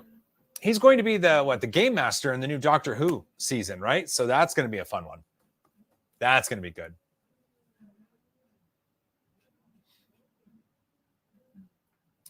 Tough Month 3D, apologies for asking something that was probably asked way earlier in the chat, Joel, but how's the new laptop and streaming gear? Thanks for asking. I don't know if it is. So This is a Razer laptop. I'm working with Razer. They provided this to me for live streams because they want you to see what streaming on a Razer laptop is like. And so far, it's been great. One of the GoPros decided to fall on its head and just stop working. So I put in a GoPro Hero 5 and it seems to be working. That's good. I can move real fast. I've got the laptop's actually working really well. It's not too warm. It's not kicking into anything extra. Like I'm really happy with it. I'll put you back to here. Yeah.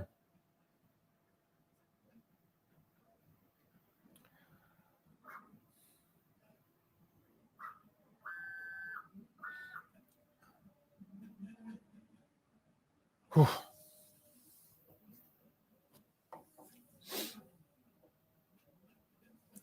Oh, look at that. Oh, where'd you go?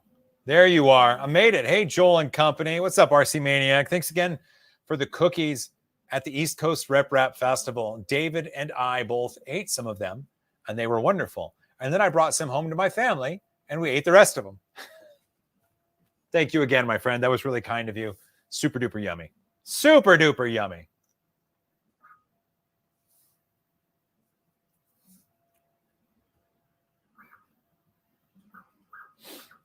John Stern, let's see if we can replace the GoPro you killed. Well, John, I don't know if it's the GoPro 11, and it wouldn't charge the battery.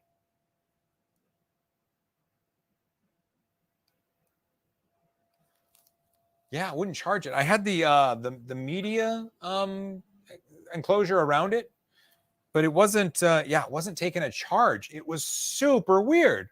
I didn't know what was going on. It would get down to 1% and then just keep, I don't know. John, email me. We'll talk about it. But it was weird. Super duper weird. Hello, Knight. Is there a reason why you aren't wiping infill? Because I did not enable it. That's why. That's literally why. What's up, Josh? Hey, again, the professional photo. Man, you make us all look bad. Joel, what is your favorite 3D printer right now? I would have to say it's the XL. I'd have to say it's the XL because I used it recently to make some stuff that I needed right away because the filament was already loaded on it that I needed to use, and I printed with it. And I have it hooked up to Prusa Connect, so I was able to do things remotely. And I used, I have an old iPhone or an old Android, I'm sorry, as a camera for it. It's really great. So I've been doing that. Before that, though, earlier today, the Bamboo A1 was my favorite because I was able to help a good friend get a print that they needed. I don't know. My favorite printers are always the one that are preloaded with the material I want and that are just ready to go. Ready to go. Like when I did the coffee critters, I had to print a really big coffee cup. And I was like, what's ready? My Voron's ready. So I printed a really big coffee cup on the Voron. So it was my favorite at the time. I know that's not what you're hoping for, but that's kind of my mentality around it. Yeah.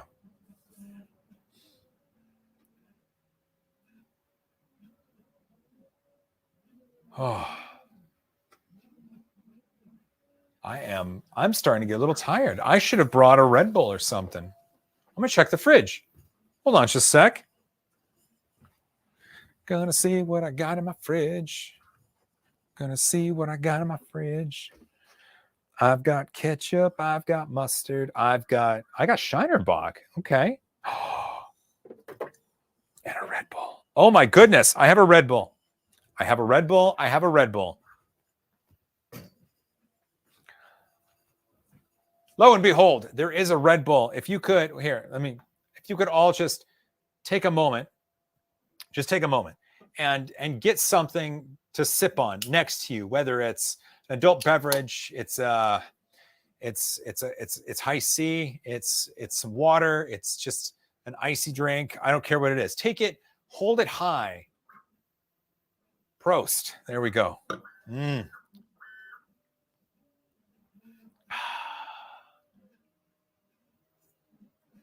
Oh, I could have Sydney bring a snack, couldn't I? I should check on her. I should see if she sent me any messages. Oh, she said she's going to come here when she's done with her makeup. There we go.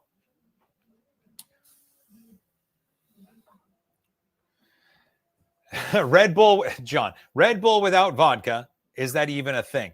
Here's something just fantastic. So normally Coca-Cola, like Coca-Cola, whether it's the Mexican bottled Coca-Cola with cane sugar or the high fructose corn syrup Coca-Cola here in the US, it doesn't matter. If it's a hot day and it's really cold over ice, it tastes so good. But any other time, to me, Coca-Cola doesn't taste good unless I add spiced rum to it. And then it tastes proper. And I don't do it that often, but when I do drink Coca-Cola, it's just weird to not have rum in it. And John, apparently you can't drink Red Bull without vodka in it. Oh, that's amazing. Jacob Wells, I raised my old-fashioned. I have a non-vodka Red Bull, and I raise that to you. Jacob, let me ask you, though. I dig an old-fashioned. Like every once in a while, an old-fashioned is just proper. Like it tastes proper. And I want to know, how do you make your old-fashioned? I'd love to know. Type that out. It doesn't have to be just what's your ingredients and how much of each. I want to know how you make your old-fashioned.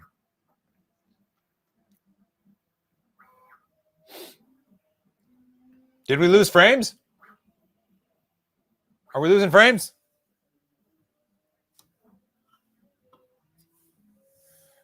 Okay, the laptop is not warm. The laptop is not warm. Oh, you know what I could do? No, it's running fine. Here, let's see. I'm going to load up the task manager, the taskmaster. My CPU right now, Chrome, which is what I'm running StreamYard through, is at 6.5%, and is taking a gig of RAM. Of course it is. But I do have Prusa Connect running in the background, and I'm monitoring this print as it goes. Let me close out Prusa Connect. Maybe that'll do something. Maybe.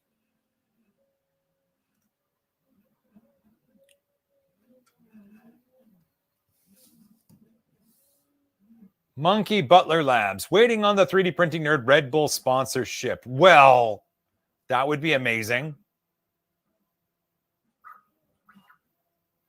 Nero 3D, are you using CPU or GPU encoding?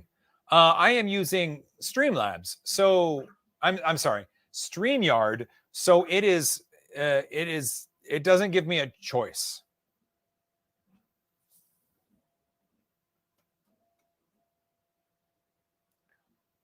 Jacob Wells, 2 ounces of Maker's Mark, a dash of orange bitters, a little simple syrup, garnished with an orange rind over a beautiful sphere of ice.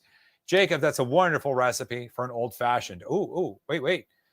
If you want a good old-fashioned, go to the Green Russell in Denver next time you're at Remurf. I will be at Remurf this year, so maybe we should make that a thing. Can you tell me if you would recommend the Anycubic Chiron? That's an older machine. I don't know much about it. I've never used it. The newer Anycubic machines I've used, and I like them a lot. That one, though, I don't have any personal experience on it, so I can't really recommend it or not recommend it either way. Eric R 3D Prints with $1.99. Are you out of your mind? Have you been doing any resin 3D printing lately? I haven't. Let's see. So the Haygears machine that I got to show you that one time, I still have it, and I'm working on another video with it. It might be kind of interesting because they have some really cool specific resins. I had to set it aside while I was doing the setup of something in my garage. All of the resin printing that I had set up here at the studio had to be packed up and put away to make room for some FDM machines because I needed to do that. And the resin stuff was getting a little bit stinky, and so I didn't want to I didn't want to impact my health. And so there was no way to vent it out. And so I was just kind of, I didn't want to impact my health. And so I packed up the resin stuff. And once I get a new studio, a larger studio, I'll have a dedicated resin space.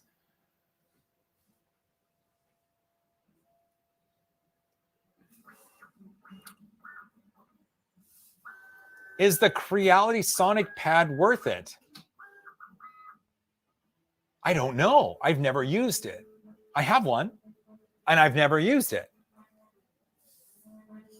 I've never used it. Has anybody used the Creality Sonic Pad before?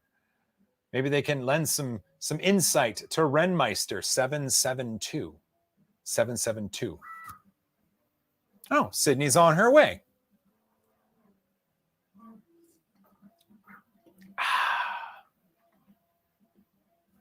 Well, I think what we might have to do is get her a microphone too, just in case. You never know. Sydney likes to be on the mic.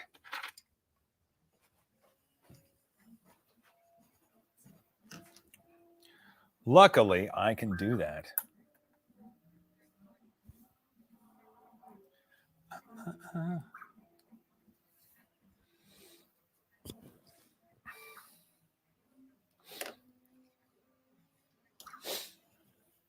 Well, there we go. Sweet. Oh, yeah. I'll be able to turn that up when she gets here. Oh, there's some screws there I need to tighten up. Jiminy Christmas.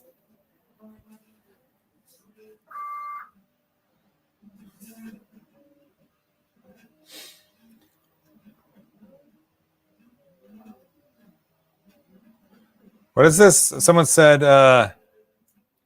Nero has opinions. Nero has smiley. Are we talking? Oh, there we go. Don't get a Sonic Pad.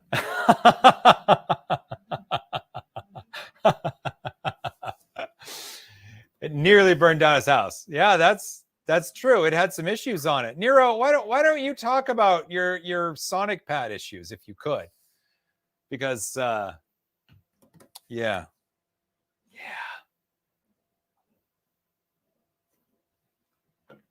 I knew you were here, man. Hey, it's going to be time to put in the purple pretty soon. See, we're down there. Oh, we are probably, we're not too many layers away.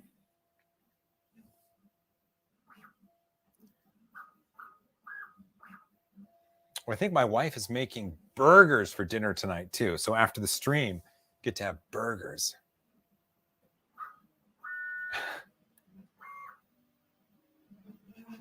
It's still going.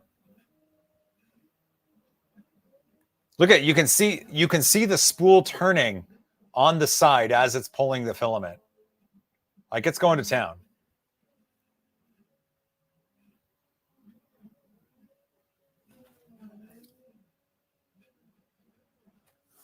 Derek Beard, Oswald, I love it. Do we know where this STL is from? This is from Chelsea of Chaos Cortec / Chelsea Creates Things, CCT, and you can find it over on Thangs. You can find it over on Thangs. It's in the CCT, the Chelsea Creates Things, Chaos Cortec. It's in their part. And last I knew of, it was a free model still. I don't know if that has aged into their paid tier. I don't know, but go to Thangs, look for Murder Corn, and you should find it.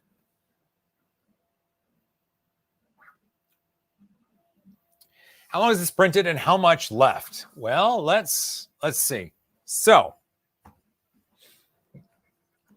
we are at 56%. 56%. We are at 56%, and it says it will be done tomorrow morning at 6 o'clock in the morning. And it is currently 6 o'clock? No, when is it supposed to be done? 11 o'clock. Okay. So this is at 56%, and it says it will be done at 11 a.m. tomorrow, which is in 4 plus 12, 16 hours. So it's got 16 hours left. 16 hours.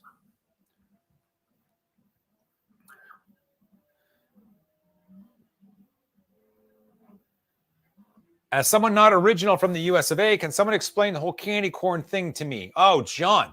Candy corn is either the nectar of the gods or an abomination. You either really like candy corn, like you really like candy corn, or you absolutely hate it. I wish there was another way to put it, but I that's about what it is. Oh, hi, Sid. You made it. Hey, I got a microphone for you. If there wasn't any Red Bull in the fridge, I was going to tell people that. People said you should bring one. Was there? Yeah, there was. Is there more? Yeah, there's another one. I'm tired. And now there will be no more Red Bull. We do have more at home. So yeah, John, candy corn is either you love it or you hate it. Like it either tastes like plastic. They can't hear you. It either tastes like plastic or yummy. Can you open this one? Well, sure. Can you put it on your microphone?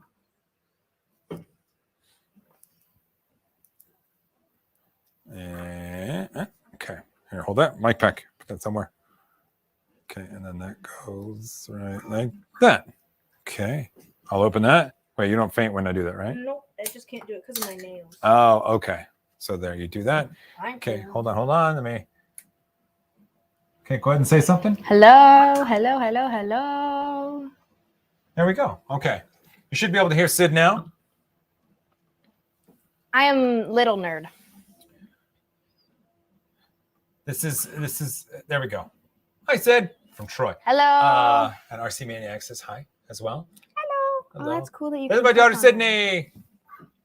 And Tough Mutt 3D says we can hear and we can see. Good. Yippee. So I'm printing Me one of too. these. Are you going to put blood on the knife? I did put blood on the knife. And see the little giblets of purple around the eyeball I didn't get? Yeah. I fixed those too. Good job. How did you fix those, Mom? No, I think it's so in the slicer. I printed it.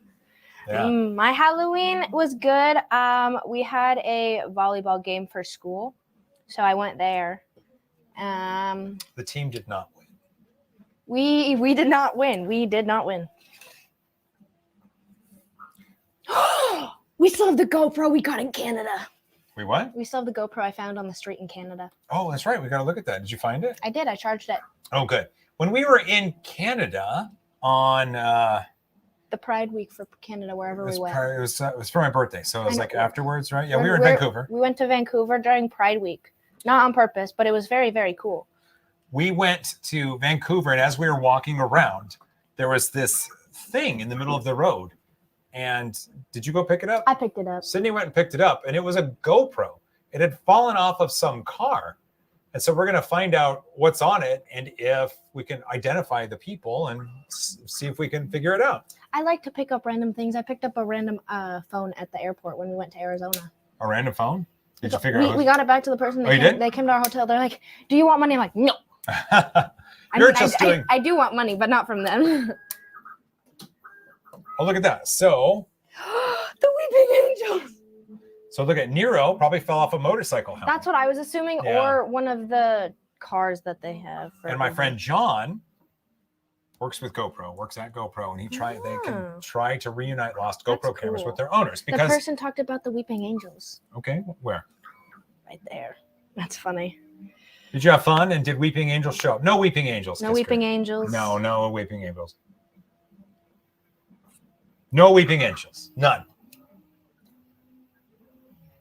Don't let the kid look at the pictures and videos until you review the content. I don't think it's going to be like that. Yeah. It's going to be people in cars and motorcycles like Nero said. Hopefully, like Tough Mutt said. Hopefully cool cars. Yeah, like cool cars. That'd be cool. I saw a blue Skyline down in Vancouver, up in Vancouver. Really? Yep. It was a blue Skyline. And then I didn't. Nissan Skylines are cool. I didn't see what car it was, but it went. It was very nice, and I almost fell out of the wheelchair because I got excited. Really? Uh-oh. See, I think that's got a little screw loose there. What? That's so cool. What? Yes, GTRs. Oh, wait. Oh, so GTRs. there we go. Giant Duck True Fan, actually fun story. The video of you and Joel led me to this stream. So what a lot of people may or may not know, back in 2013, 2012? 2012, because you were 6. Yeah.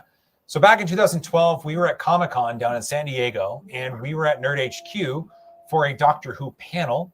It was Matt Smith, Karen Gillan, The 11th Doctor. What's his name? I don't know, but his name's Rory. Well, it's Rory on the show, yeah. But Sydney asked Matt Smith as the Doctor if he was afraid of the Weeping Angels, and Matt Smith said he was going to fight them off for her. Yes. And it was like one of the first viral moments of Nerd HQ.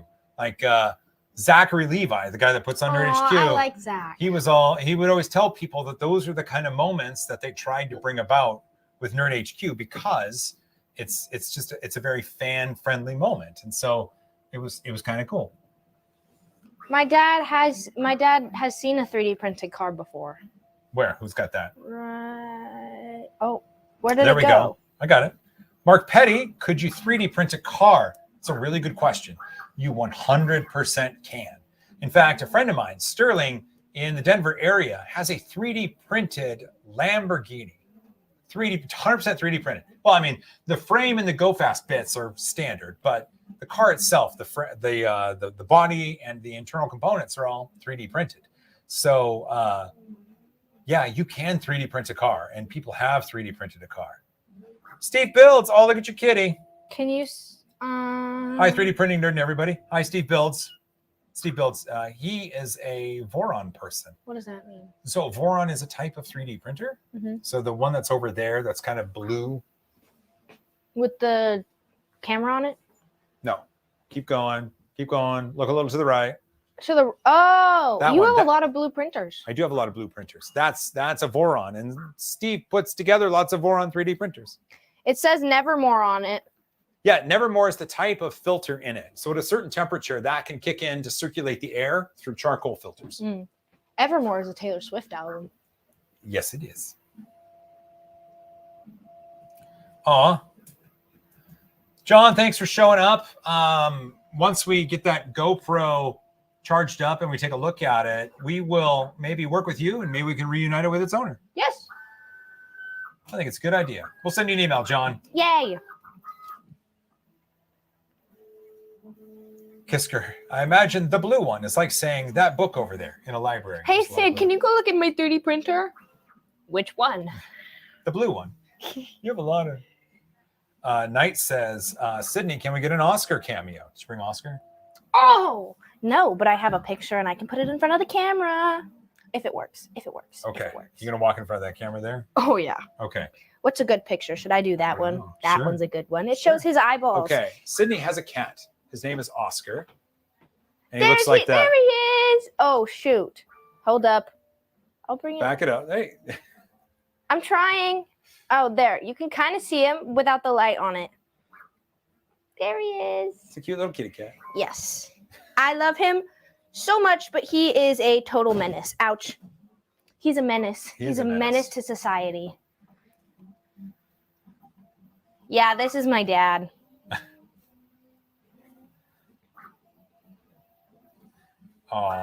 Let's see. There we go. Oscar is such a cutie. Yeah. Chris says, where's Chris? Oscar's a handsome little fellow. Teresa says, oh, he's so cute. Not easy to get cats to pose, says 3D printy. Kevin Craig says, meow. He really likes to pose for the camera. Whenever I get it out, he tries to play with it. And then I tell him to just stop, and he actually listens, and he just sits down. A lot of times when people come close to the house, like delivery people for UPS and FedEx, which we get a lot of, the dogs bark. And so Oscar, at 3 or 4 months old, has taken to running to the window and barking as well. Yeah. So we have a 4-month-old cat that barks. He goes, Oscar is a bully. Yeah. That's Mickey right there. Yeah. Look at my Scratchy scratch. Hey, Nathan, welcome back. Good to see you. Joy here in Portugal. Time to sleep. Take care, guys, and happy printings. You too, NF Media. Joel lives in Portugal. In Tegza, Joel. Yeah. Yes. But other Joel. Other Joel. Shorter Joel. Mini Joel. Look at my finger. What about it? Oh, what is that? Oscar bit me. Oh, tell Oscar to stop doing that. Yeah. Do we need a Cats of 3DP fundraiser calendar? That would be kind of cool. That would be so cool. That would be really cool. That would be so cool. Lincoln gives failed prints to his cats because they like hitting them around. Oscar would try and eat it. Oh, sorry, Joel Finn. Oh, well, close enough. Kind of. Gatos and Doggos of 3DP. I like it. Yup. I like it. I don't know. Sydney, are you interested in 3D printing? I feel like it's a different interest than a lot of kids because I've grown up with the 3D printing in the household. I've grown up with the noise of 3D printers. I fall asleep to 3D printers like in the room next door. That's what happens. So it's not like an out of normal thing. My dad has given printers to my engineering class, and I find it very interesting to learn the different types of ways they teach versus like in my engineering class versus the way my dad explains things. It's very interesting. It's weird though, because you and the other kids, you've grown up around 3D printing since an impressionable age.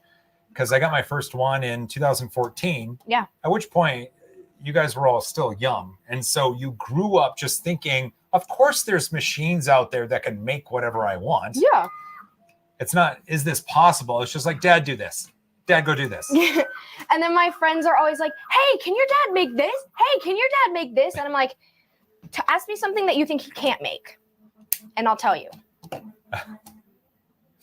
like that. Donald says, Joel, do you donate any of your excess 3D printers to local schools? I do, and I have, and I will continue to do so. I think we have 2 Prusas. Yeah, we've got 2 Mark IIIs. Yeah. Yep. Yeah, at the school. Is it enclosed? No. Can it print nylon? No. Don't care. Move on beyond PLA. No, it's not enclosed. Prusa does have baffles. And printing nylons and ABS and ASAs, really, it's not a matter of needing it enclosed. It's just maintaining a consistent ambient temperature around the model. And if you close up the sides and the front of the printer with a baffle, then the heat from the build plate will just go up and keep the temperature consistent around the area of the model, which should result in ABS, ASA, and nylons being able to be printed in this thing. And believe me, I'm going to test that soon once I'm back from Germany. I promise you. What speed is this print achieving? That's a good question. I don't know the answer to that. I will find out at some point.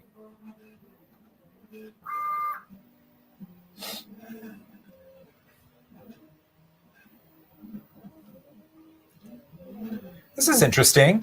It's not up to you, but it'd be nice if kids in your generation discuss the needs for more 3D modelers to design printable objects instead of good-looking CGI.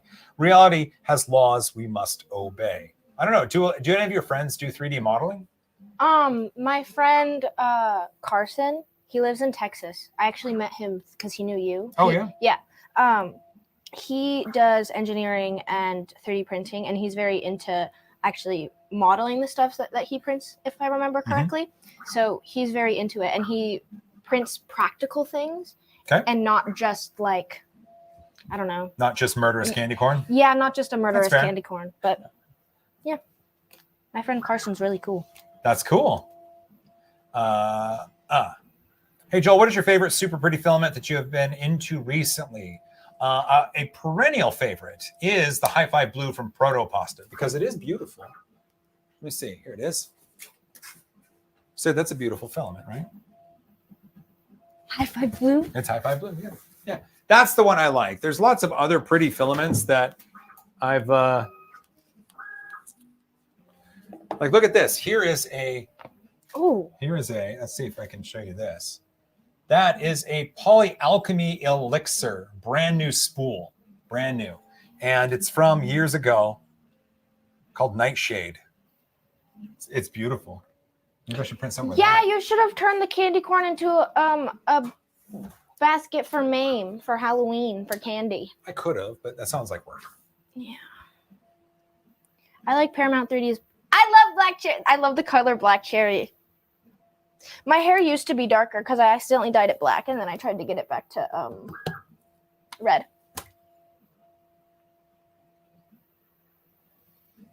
Have you had any stringing issues with the tool changers in the XL?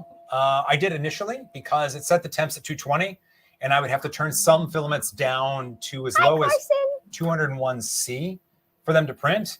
But now, since the alpha firmware is out for some reason, I mean, they must have changed retraction settings or whatever, but I get no stringing now when I'm doing the prints and I'm using defaults. Carson's on the stream. Hi, Carson. Where? Right there.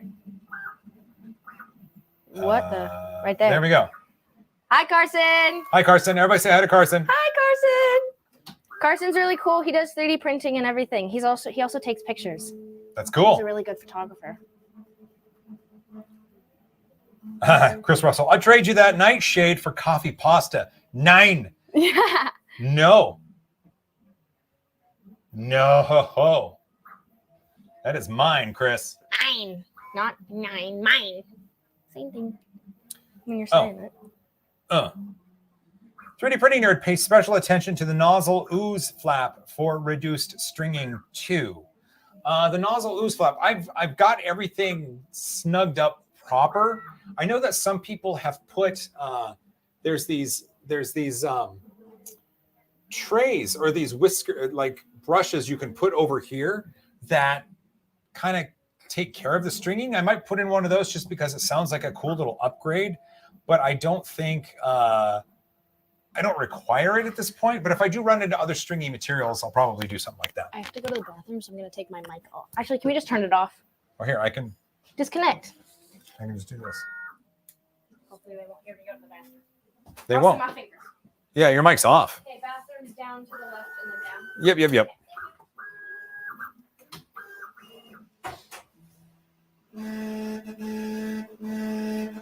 Lincoln World, do you have any events you're covering in Southern California in the next few months? Well,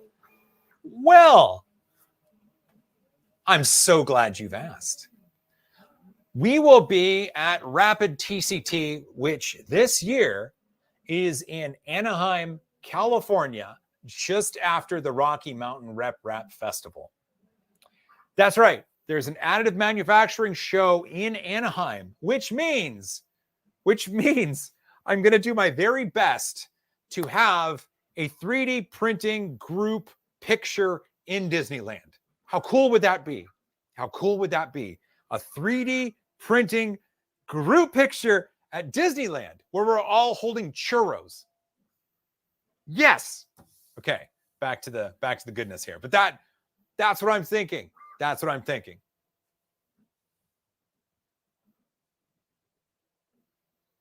Ooh, Joel, thank you for sharing that massive Lego skeleton print the other day just before Halloween. I made one that finished yesterday and it turned out awesome.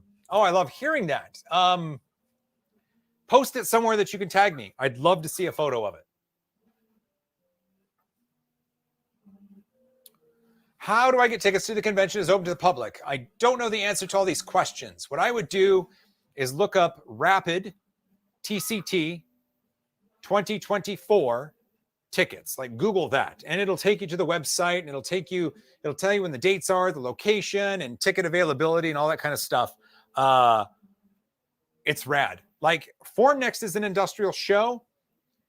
Rapid TCT is the largest additive manufacturing show in North America. And it happens every year. They've moved it between Detroit and Chicago the last couple of years, but this next year, 2024, it's in Anaheim. I can't wait. Oh, it's going to be amazing. It's going to be so good. Are there any 3D printing conventions in Texas? Not yet, Leo. Not yet. That's not to say there won't be, but not yet. Let's see. I know that there are some 3D printing companies that have offices in Texas, but no conventions in Texas. Not yet. Let's make one. Well, if we made one, we would make it here. Oh. Here, say something. Not what I Thanks for turning the thingy on. Can you hear me? Wait, not yet. Hello, hello, hello, hello. Hello. There we go. Now we can hear you. Sweet. Sweet. Networking. Oh, that's actually We should go to Texas the Maker. closest thing would be a Texas Maker Fair. That's a really good point, Nathan. Can I take a picture to post so I can tell people to watch? What? Can I take a picture? I just got my picture on Snapchat. We need one more. Hold on. There we go. I'm posting it, so I'm like, guys, join the live stream. Is this on YouTube? Yeah. Yes. Panda said, oh, look at you. Look at that icon. I like it. Can you pass the link of the 3D print or you make it? Well, so I don't have a link handy currently. It's on Things. Here, I'll tell you what. Here, I gotta go over here. I'll make her buzz. Sorry. Oh, I'm itchy. Cute murder corn. That's what it is. Cute. That's a cool name. I like its cheeks. Boom. And then I'll do that. And I'll do that. And I will. RC Maniac, hello. I remember RC Maniac. There we go. I just put that in the chat. That is gonna be the link to the I model. think you can pin it. Maybe not. Double click. So no, you Oh. can't do it from here. I could pin it on the YouTube side, That's too much work. but it's just a lot of work, yeah. But it's right there. That's the link to the model. There we go. It's right there. I'll leave that up for a couple minutes.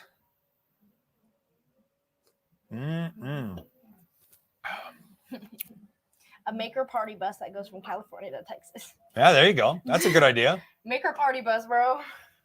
Remember when we were on that big bus with everybody? Yeah, I That remember. was so fun until the end. So we need to make a party bus that goes to California, Texas. Call it Surf and Turf. Oh, that makes sense. That's funny. That makes sense. What? It's Twitch you can pin. Yeah, you can on YouTube as well. We're just not using But Twitch is YouTube. easier to do it than YouTube. Is it? I would assume I don't think so. I'm gonna assume so, so I hope I'm right. Hello, the networking guy. Hi. Oh, I have a friend named Nathan too. Hello, Nathan. 3D printing ASMR. It's still going. Yeah. Click on that one. This one? The one below it. This one? Yes. Will the Maker Party Bus have a few installed printers to print as you ride? Of course. I think there should be designated seats for the printers. Yeah, the printers would exist in like their own print seats, right? Mhm. That's a really good idea. You can print the bus and then party the bus up. The bus is like a Bamboo Lab P1P, and the printers have to print the sides and the top as the bus as you're going along. Or, you know those parade, It's crowdsourced. You know the parade floats that look like things? Yeah. You have a float that's a bus that looks like a printer. Well, there we you're go. Traveling in a printer. Yeah, the printer could be bring along. As you're traveling, you extrude filament. Yeah, you could just poop filament out. It could be the longest extrusion of filament ever. Yeah. Oh, that'd be cool because it would be a bunch of makers. I'm waiting for the. So it's right there. It's right there in the model. So it just has to get to that point where the purple starts, and then we can swap in the purple. Oh, Colleen joined. I love Colleen. Everybody say hi to Colleen. That's one of Sid's best friends. She is my best friend. I'm sorry. That is Sid's best friend. Everybody say hi, Colleen. Hi, Colleen. If you know French, so does Colleen because she's from France. So you could say French things in the chat and she would understand them. I had a TikTok come up on my For You page that was in French, and I was like, Colleen, what does this say? It was very cool. That's a way to do it. Was so cool. Leo, what filament brand do you recommend? Many. Most, in fact. It's really hard to find a bad filament company at this point. Many of the ones that are available on Amazon right now for not a lot of money are great filaments. I would, Overture's good. Amelin is good. Polymaker's wonderful. Printed Solid Jesse PLA is superb. The Matter Hackers build series is really affordable. Prusa is good. It's all really good. I have to say Protopasta though, because they're my high five blue provider, and I have to say that. But most filaments out there are wonderful. Just find the one that you like and then pick it up. Oh yeah, that's purple. I like this one. I like this one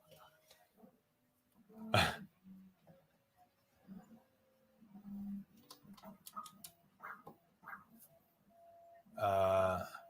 Panda, how many hours does it take? So the model that's currently printing takes 1 day, 12 hours, 36 hours in total. We are 60, says on the front, 57. We are 57% of the way through. And that's been filming a time lapse the whole way. Ooh, that's cool. Oh, sorry. I'll do that.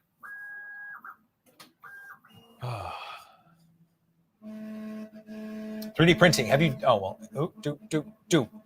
Have you done any multi-material prints yet? I'm looking forward to mixing PLA, PETG, and TPU for functionality. I haven't yet. So the plan with this was to explore multi-color 3D printing without having to have a lot of printer waste. That's what I wanted to explore in large format, and so far I've done that. And so I want to put together a video talking about my efforts of that so far and what I'm going to do next, because next is going to be multi-material, ABS, PETG, PLA, TPU, ASA, nylons, all of those, being able to print multiple materials and sometimes at the same time.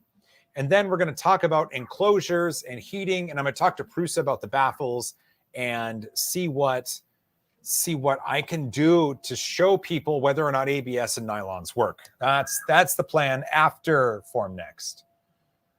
After Form Next.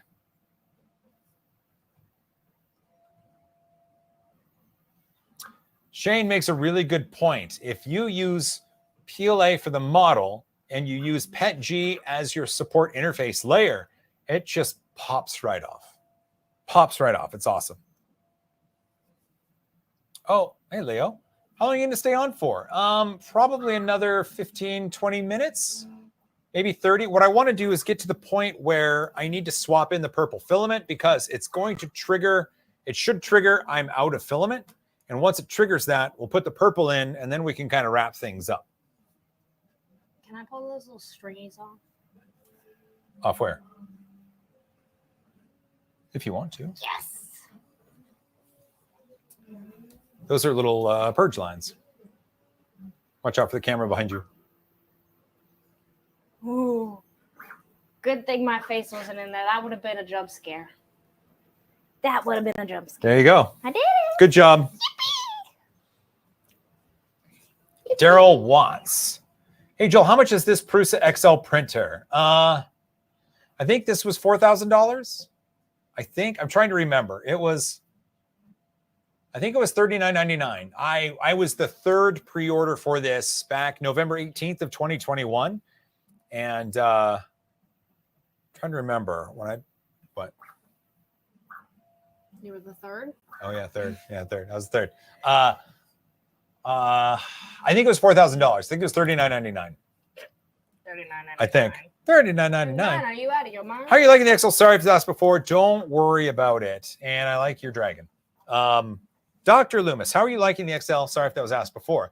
I'm really enjoying my time with it because originally I didn't like doing multicolor prints because it wasted so much material. The options were the bamboo or a dual extruder, and I wanted more than 2 colors. Now I kind of get that. I get 5 colors, or in this print that I'm doing now, I'm going to do 6 because I'm swapping one in. And yeah, I'm really loving it. And I'm going to explore multi-material once I'm back from Germany. So I can't wait for that. My back needs to pump. You all right? Yeah, my back just needed to pump. Aren't you like 6'2"? I am 6'1". Vampa's 6'2". Yeah, my dad is 6'2". That's how I remember it. Oh, really? Mm-hmm.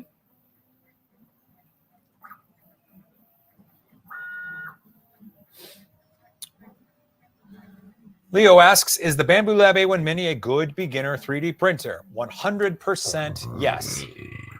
I covered the mic, don't worry. That doesn't help. Okay, my bad.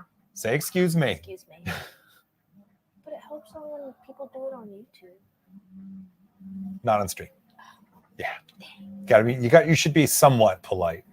Well, I covered the mic. That was my politeness. Okay, that's a good point. Yeah. That was not.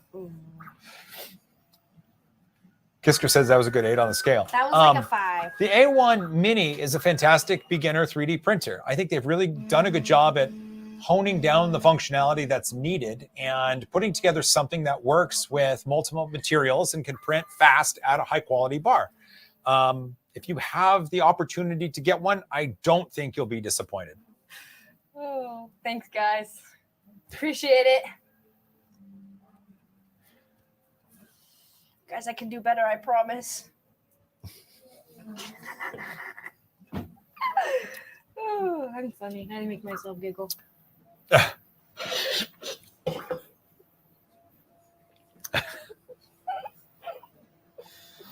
Yep. That was said. That was said. It was there have been times where Sydney has burped upstairs and we've heard it. You can tell I'm coming downstairs. And we can, yeah, we've heard it. Oh. It's amazing. It's amazing. Okay, so we got to get, how far are we away from? Okay, so these have to meet up at the top, right? And then it's just a little bit more. Okay, we're on our way. We're getting there. Oh, I like the supports. They look cool from the back. Oh yeah, the insides, you can kind of see them and stuff. Yeah, it's cool. Wait, shine my light on the back. I want to see from this side. Oh. Ooh, that's cool. That is cool.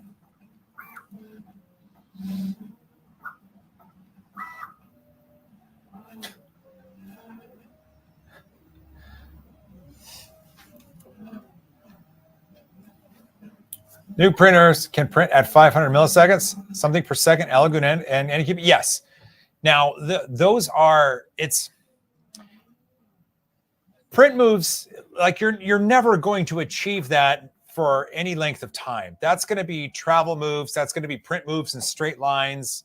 Really, you're going to be printing slower than that, but that's okay. That's okay. Like you're going to still, it's going to be nice and fast and you're still going to get good quality. I promise. Oh, Leo, thanks for always answering. It really makes me want to watch you more. Well, I appreciate that. Part of the streams and the fun we have here is, besides Sydney burping, is to just kind of have a conversation about things. And I'm really glad that you're enjoying it. I'm really glad I've seen your questions because I get to answer them. And no one should be hesitant to ask some questions if they have them. Going to events with you made me realize, I know people and YouTubers say, oh, we're a family, blah, blah, blah. But it actually, I feel like you guys kind of are because of how you interact with people and how they interact with each other. Oh. Like you at events, everyone like, oh, you know Joel. I know Joel. Let's be friends. Let's go talk to Joel. Let's be friends. Yeah.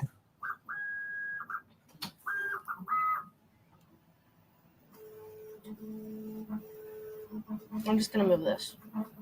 Oh, okay.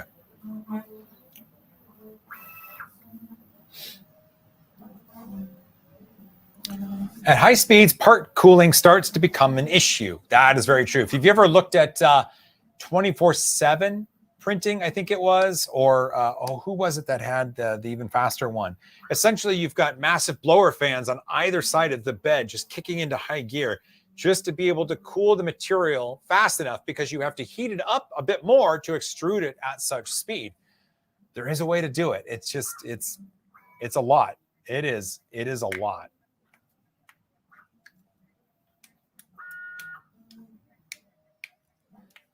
VZBot, thank you. Yes.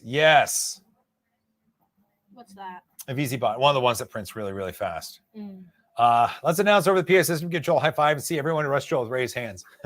So at one of the events, someone said, hey, it's almost over. Everybody go find Joel and give him a high five.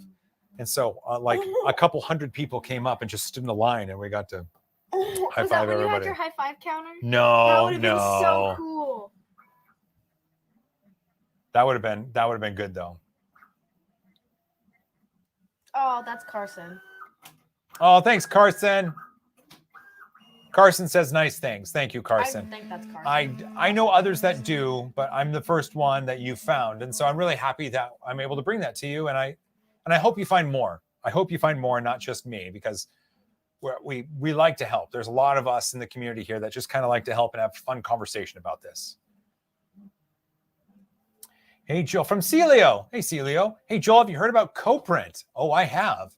In fact, they're going to be at Farm Next, and producer David and I and Peter from Stargate are going to go and we're going to talk to them at their booth and make a video about it.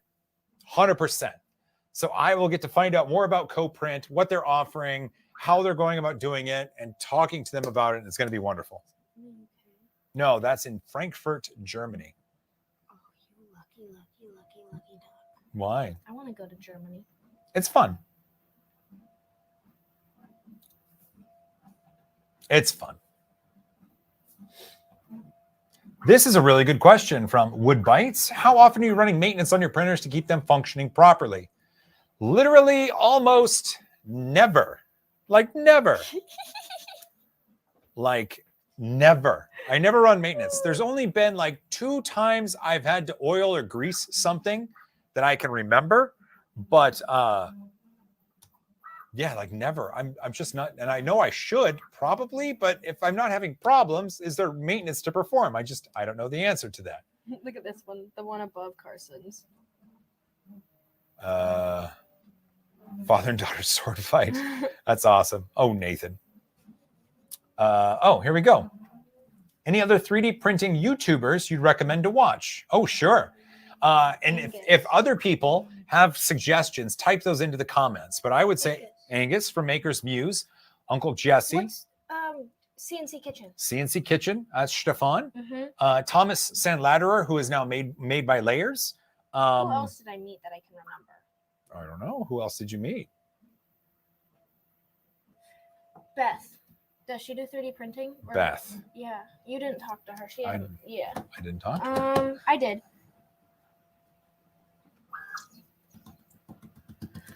I don't know. Jinx, I win.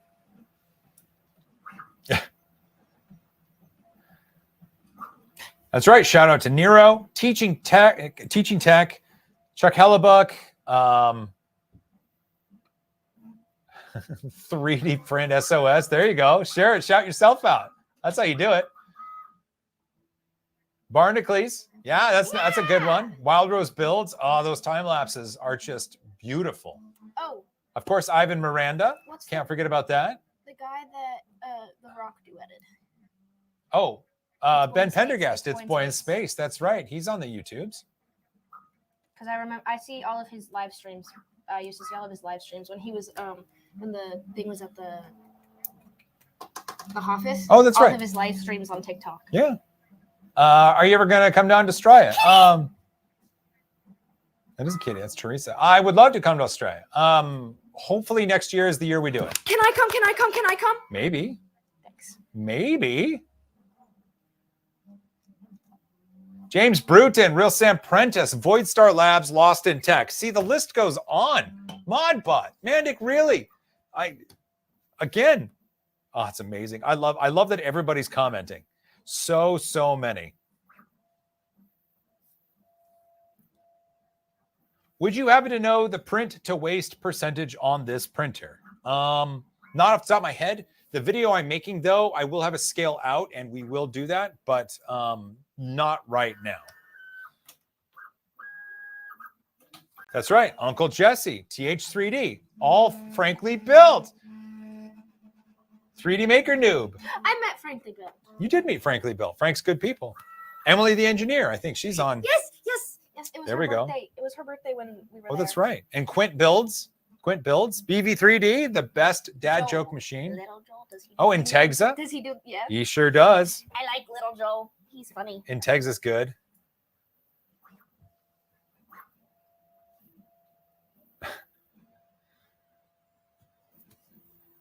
This print's still going. I love it. And I'm filming a time lapse, so it's going to catch all of this.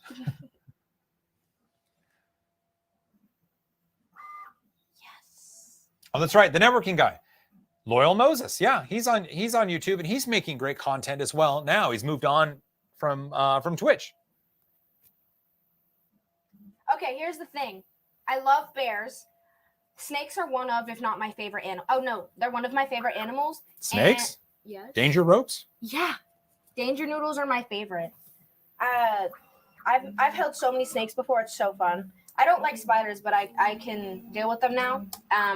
That's good. Koalas, I can run away from a koala. Don't try me, koala.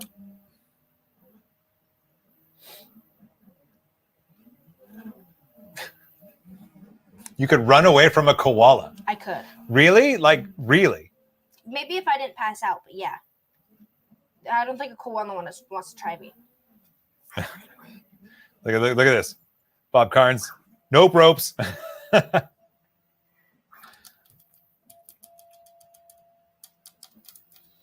Does the Prusa XL have better print quality than a Bamboo Lab printer? Hey, A-Binder3. So they both have great print quality. I don't know if it's better or worse, but really it depends on the print you're doing, the material you're using, the nozzle size that you're using, the time that you're taking, the speed at which you're printing. There's so many different variables, but the prints from this look really good. The prints from Bamboo machines look really good. That's all I know. Oh, that's so cool. Oh, yeah, Simone Yurts. Simone, she would actually be, and Zyla. Oh, I love Zyla. Zyla is wonderful. You'd like Zyla. She's wonderful. I'm talking about that one too. I was staff on the bear anime Kuma Bear. I have some bear stuff I'll bring you when I come to Washington. There you go. Filament stories, of course. Of course, filament stories. See? Oh, and Mom said no more fainting from spiders. That's true. I held a spider a few days ago, Dad. Oh, good job. It was Big a one or daddy- small It one? was a daddy long legs. Oh, daddy long legs aren't like, it doesn't feel like a real spider. Well, I know they're real. Like, I understand they're physically present within our reality. And they have 8 legs and they crawl. That makes it a spider. True. And they have longer legs, which makes it worse. True. Hey, ordered a Prusa Mark IV kit last week. Any suggestions for building and tweaking? For building, I would suggest taking your time and not eating all of the gummy bears right away. Remember when we built the Prusa Minis and you ate all the gummy bears right away? So for the Mark IV, I would ration the gummy bears if you could, because they're really tasty. Once you have it up and working, use it for a bit before you decide to tweak anything. I would just print some things with it and decide what you like and what you don't like. And if what you don't like can be tweaked, then do it. That would be my suggestion. That's why I like daddy long legs, and that's why we've liked them since we were little, because they eat other spiders and other bad things. And crane flies. I don't know what they're actually called. Crane flies. Everyone's scared of them because they're huge and have scary wings and stuff, but they eat mosquitoes and they eat other things that are bad. I just want to make sure I highlighted trail features saying daddy long legs eat other spiders. Wait. So this thing, see this thing? Yep. It's got a little. Too late. You took too long. Sorry, guys. Took too long. Excuse me. I guess Red Bull does that to you. Excuse me. Oh. Oh, 3D Print General. I did want to highlight this up. So. What? I'm funny. Oh, okay. If you say so.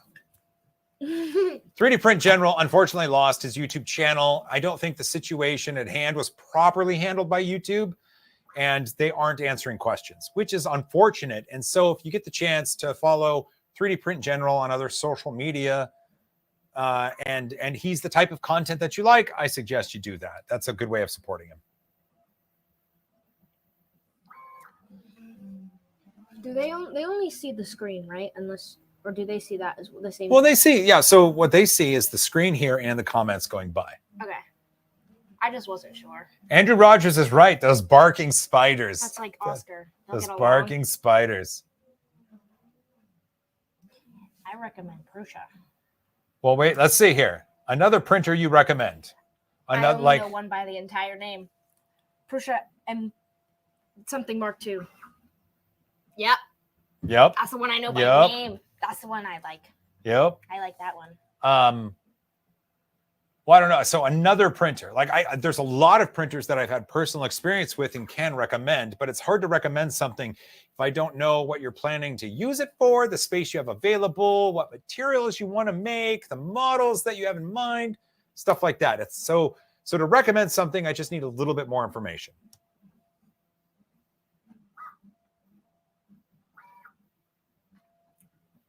I've heard to always keep your layer height at increments of your nozzle size, like a 0.4 nozzle would be 0.16 or 0.2 far.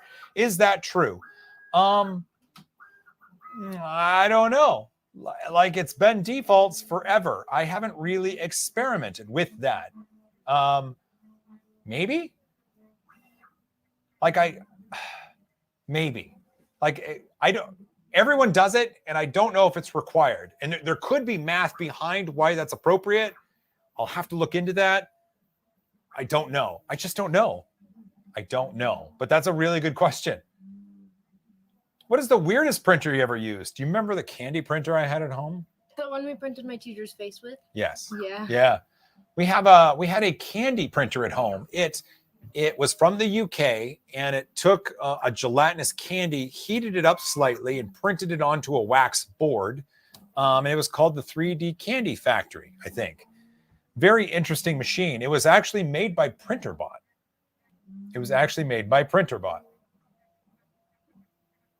What? This one? Oh. Can we open the recommendations to all 3D printing content creators and not just YouTubers? I mean, sure, of course, because there's tons on TikTok, there's tons on Twitch. Like we shouldn't necessarily gatekeep just to YouTube, but if the person's on the platform, I think it's fair to say suggest things that are on the same platform. That's what I'm thinking. Why is it so loud when it goes to the back? You mean this one? Yeah. Oh, so I think on this extruder here, there might be a loose screw somewhere. And so I just need to tighten it up because it's just that one. It doesn't do it on the other ones. Okay. And so once it's not printing, I will try to tighten up some screws on it.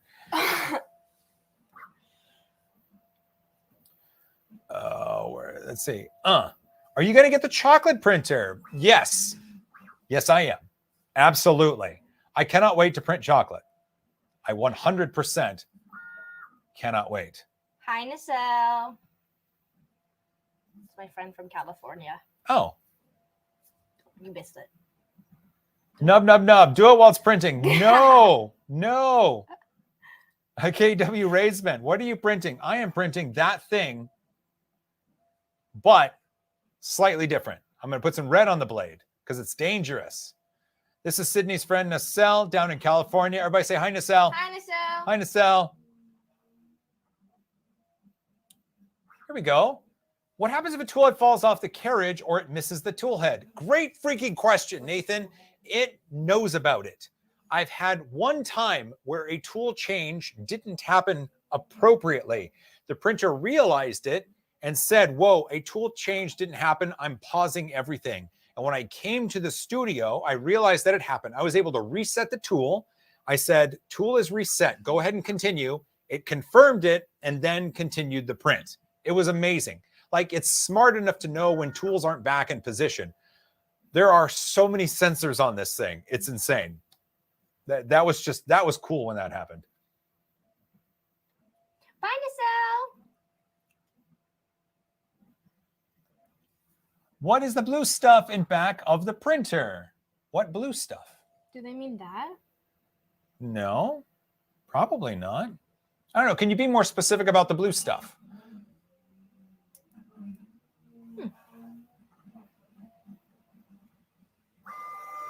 Bye, Nacelle. Bye, Nacelle. They got to go annotate a book? Yeah. Boy, that sounds fun. Can it print bunnies? Yes, it can. I'm just going to say yes. Oh, that's right. Naomi Wu. Yes, go watch her content on YouTube. Absolutely.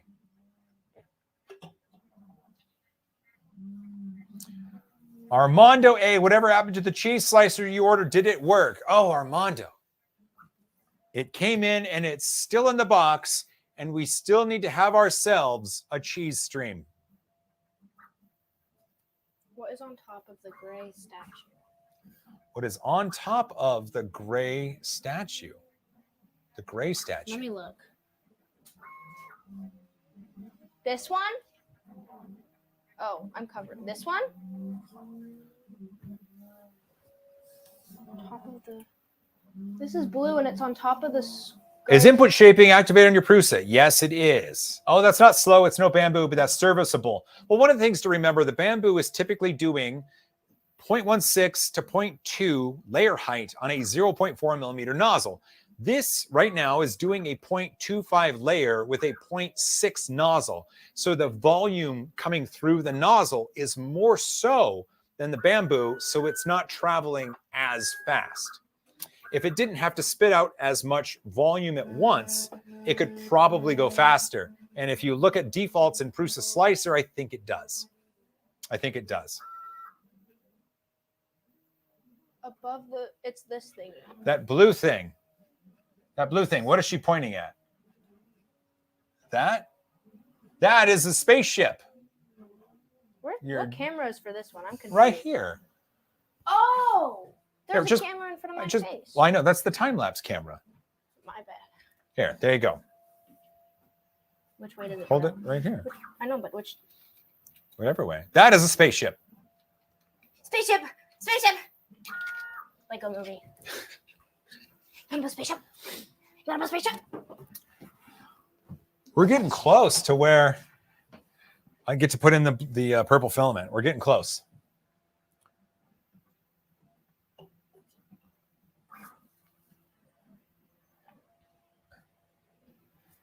Not sure. Hey, how's it going? Hi, Joel. I want to get my nephew their first printer for Christmas. I was thinking of the A1 Mini. I would like to stay around the $300 range. Are there other printers you think I should look at?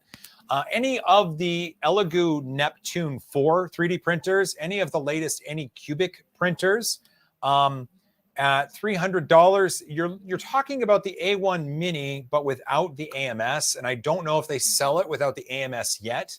But anything from Elegoo and Anycubic, the Elegoo Neptune 4, Anycubic Cobra 2, those sorts of machines are priced pretty competitively and give you pretty good bang for your buck as well.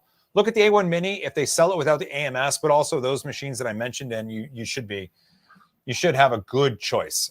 John Stern, hey man, yeah, we're still going. How was your meeting? Oh my gosh, I remember when he left. I know. Dang. Hooks and bullets, love your content. Aw, thank so you. sweet. Thank you. Valerie says your hair is amazing. Thank you. I just re-dyed it.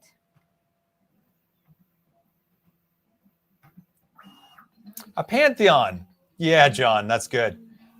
I mean, really, if your kid is into creating engineering prototypes, there's no reason they shouldn't have one of the best built printers for that. It's out of the $300 price range, John. I just came in here. Hey, Mike, what resin printers are best? I'm new to that and want one now. I don't know. I would talk to Uncle Jesse on that one. Right now, resin isn't something that I'm able to do a lot of. I don't have the space for it, and I don't have the filtration or the venting for it. I'm hoping when I can get a new studio, I'll have the option to have more resin printers on hand and going. But right now, I would think newer Elegoo and Anycubic machines, strangely enough, are probably your best bet. I like Elegoo for resin, and I know Uncle Jesse will probably tell you the same. They're not going to be that expensive. Look up one of the latest Elegoo Mars 3D printers, and you'll probably find yourself a good one. Good morning, Uni 3D printer. What is this? Killer candy corn? It sure is. Aurora Tech. Absolutely. Good one, Gerhard. That is another great channel to watch. Yes. Got it in one, Michael.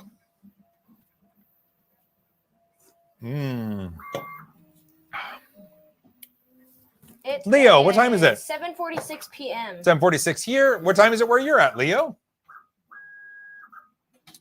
How much is the Prusa XL? Let's see. It is $19.99 and above. This one I believe was $3,500 or $3,900, one of the two. I'm trying to remember.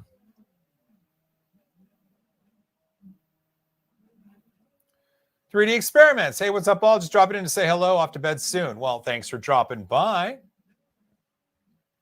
Thoughts on the FL Sun and the V400? The V400 is a great machine when it works. I had hit or miss prints with it. It wasn't consistent in what it could do. Sometimes it would just forget to print a layer. It was the weirdest thing. I can't personally recommend it because I didn't have a good experience with it, but others have. And so find more opinions than just mine and make sure you take them all into consideration.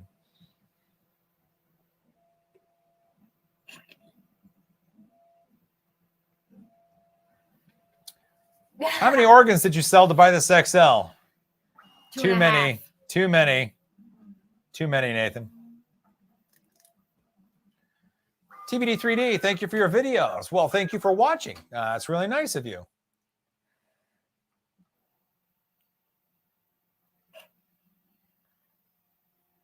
Oh, look at that. Yay! Yippee! Okay, we're at the point. Oh my gosh, guys, like I'm the main person now. Was the filament unload successful? Someone said just his kidneys and his Sydneys. Joel, No. I found it funny. You try. There we go. There we go. I'm just... They time traveled. Oh, yeah. There we go. Look at that. Here, Sid. So now I get to load the proper filament. So let's see. Was the filament unload successful? Yes. Okay. Now I get to put in the purple. Oh, this worked out perfectly. Perfectly. Hey, Sid. Yes. Perfectly. Perfectly. Do you run your printers a lot / several at once? So can I answer that? Sure. My dad, this right here, we call this the print farm. So he has one of the rooms has a bunch of what is it, just shelves? Are they called shelves? Shelves? Yeah. Yeah. Okay. Just moving shelves, and he has 3 or 4 on each shelf, and there's a few shelves, so it's a print farm. And then we also have some at home that are printing all the time, and we have some. Oh, at home we have some in the garage that are printing, and we have some that are in the house printing. So, yeah. It's pooping out the yellow. Right now we're making a what's it called? A murder corn. A murder A corn. murder corn. Murder corn. It's a murderous candy corn.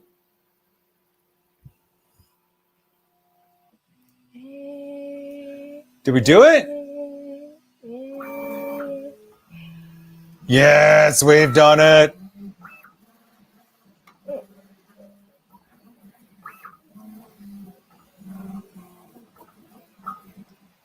The purple really does look blue on camera. That's weird. The colors are off on the camera. We've done it. We've done it. We've done it. We've done it. We've done it. We've done it. We've done it. We've done it. We've done it. We've done it. We did it. We did it. We did it. So we got to the point where we had to switch out the purple, and now the print will just continue. The time lapse will continue. Let's see. This will be done. Can I say something before you say It'll be done at 11 a.m. tomorrow. Oh. What? He is addicted to 3D printing. We need to set up an intervention. Sure. Like the TV show, but I actually just watch them on YouTube. Yeah, that's a good point. Well, we've been live for 2 hours, 49 minutes, and I just well, here we can. What's that? Oh, What does that mean? so no news on Naomi Wu. I think I can contact her via Twitter DM, but that's about it. What method did you use to swap M600? No, the M600 didn't work, unfortunately. So what I did was create a filament missing scenario. So it recognized there was no filament, and it made me change it. So that's what worked out. I did the M600. It did pause, but at the very beginning, I had no way of changing out the Tool 5 filament, even though I specified that in the slicer. So there's some work to be done. Well, there we go. This was fun. Thank you. Thank you for everybody for coming by. This was a bunch of fun. I'm really happy we got to do this. I think this is a successful test for the Razer laptop. I'm working with Razer right now, and they sent this laptop over to use for streaming, and it's going to be what powers the stream in Frankfurt, Germany next week. Look for the link for that. You're going to want to watch that. But that's it from Studio A here. Thanks for coming, Thank Sid. you for letting me join. Yeah, of course. Everybody have a wonderful night. Stay hydrated. Drink water. Drink water. Eat food. Drink water. Eat food. Even if it's a chip, eat something. Eat, You got it. Hug each other more. Love you guys as always. High five. High five. High five. Bye. Bye.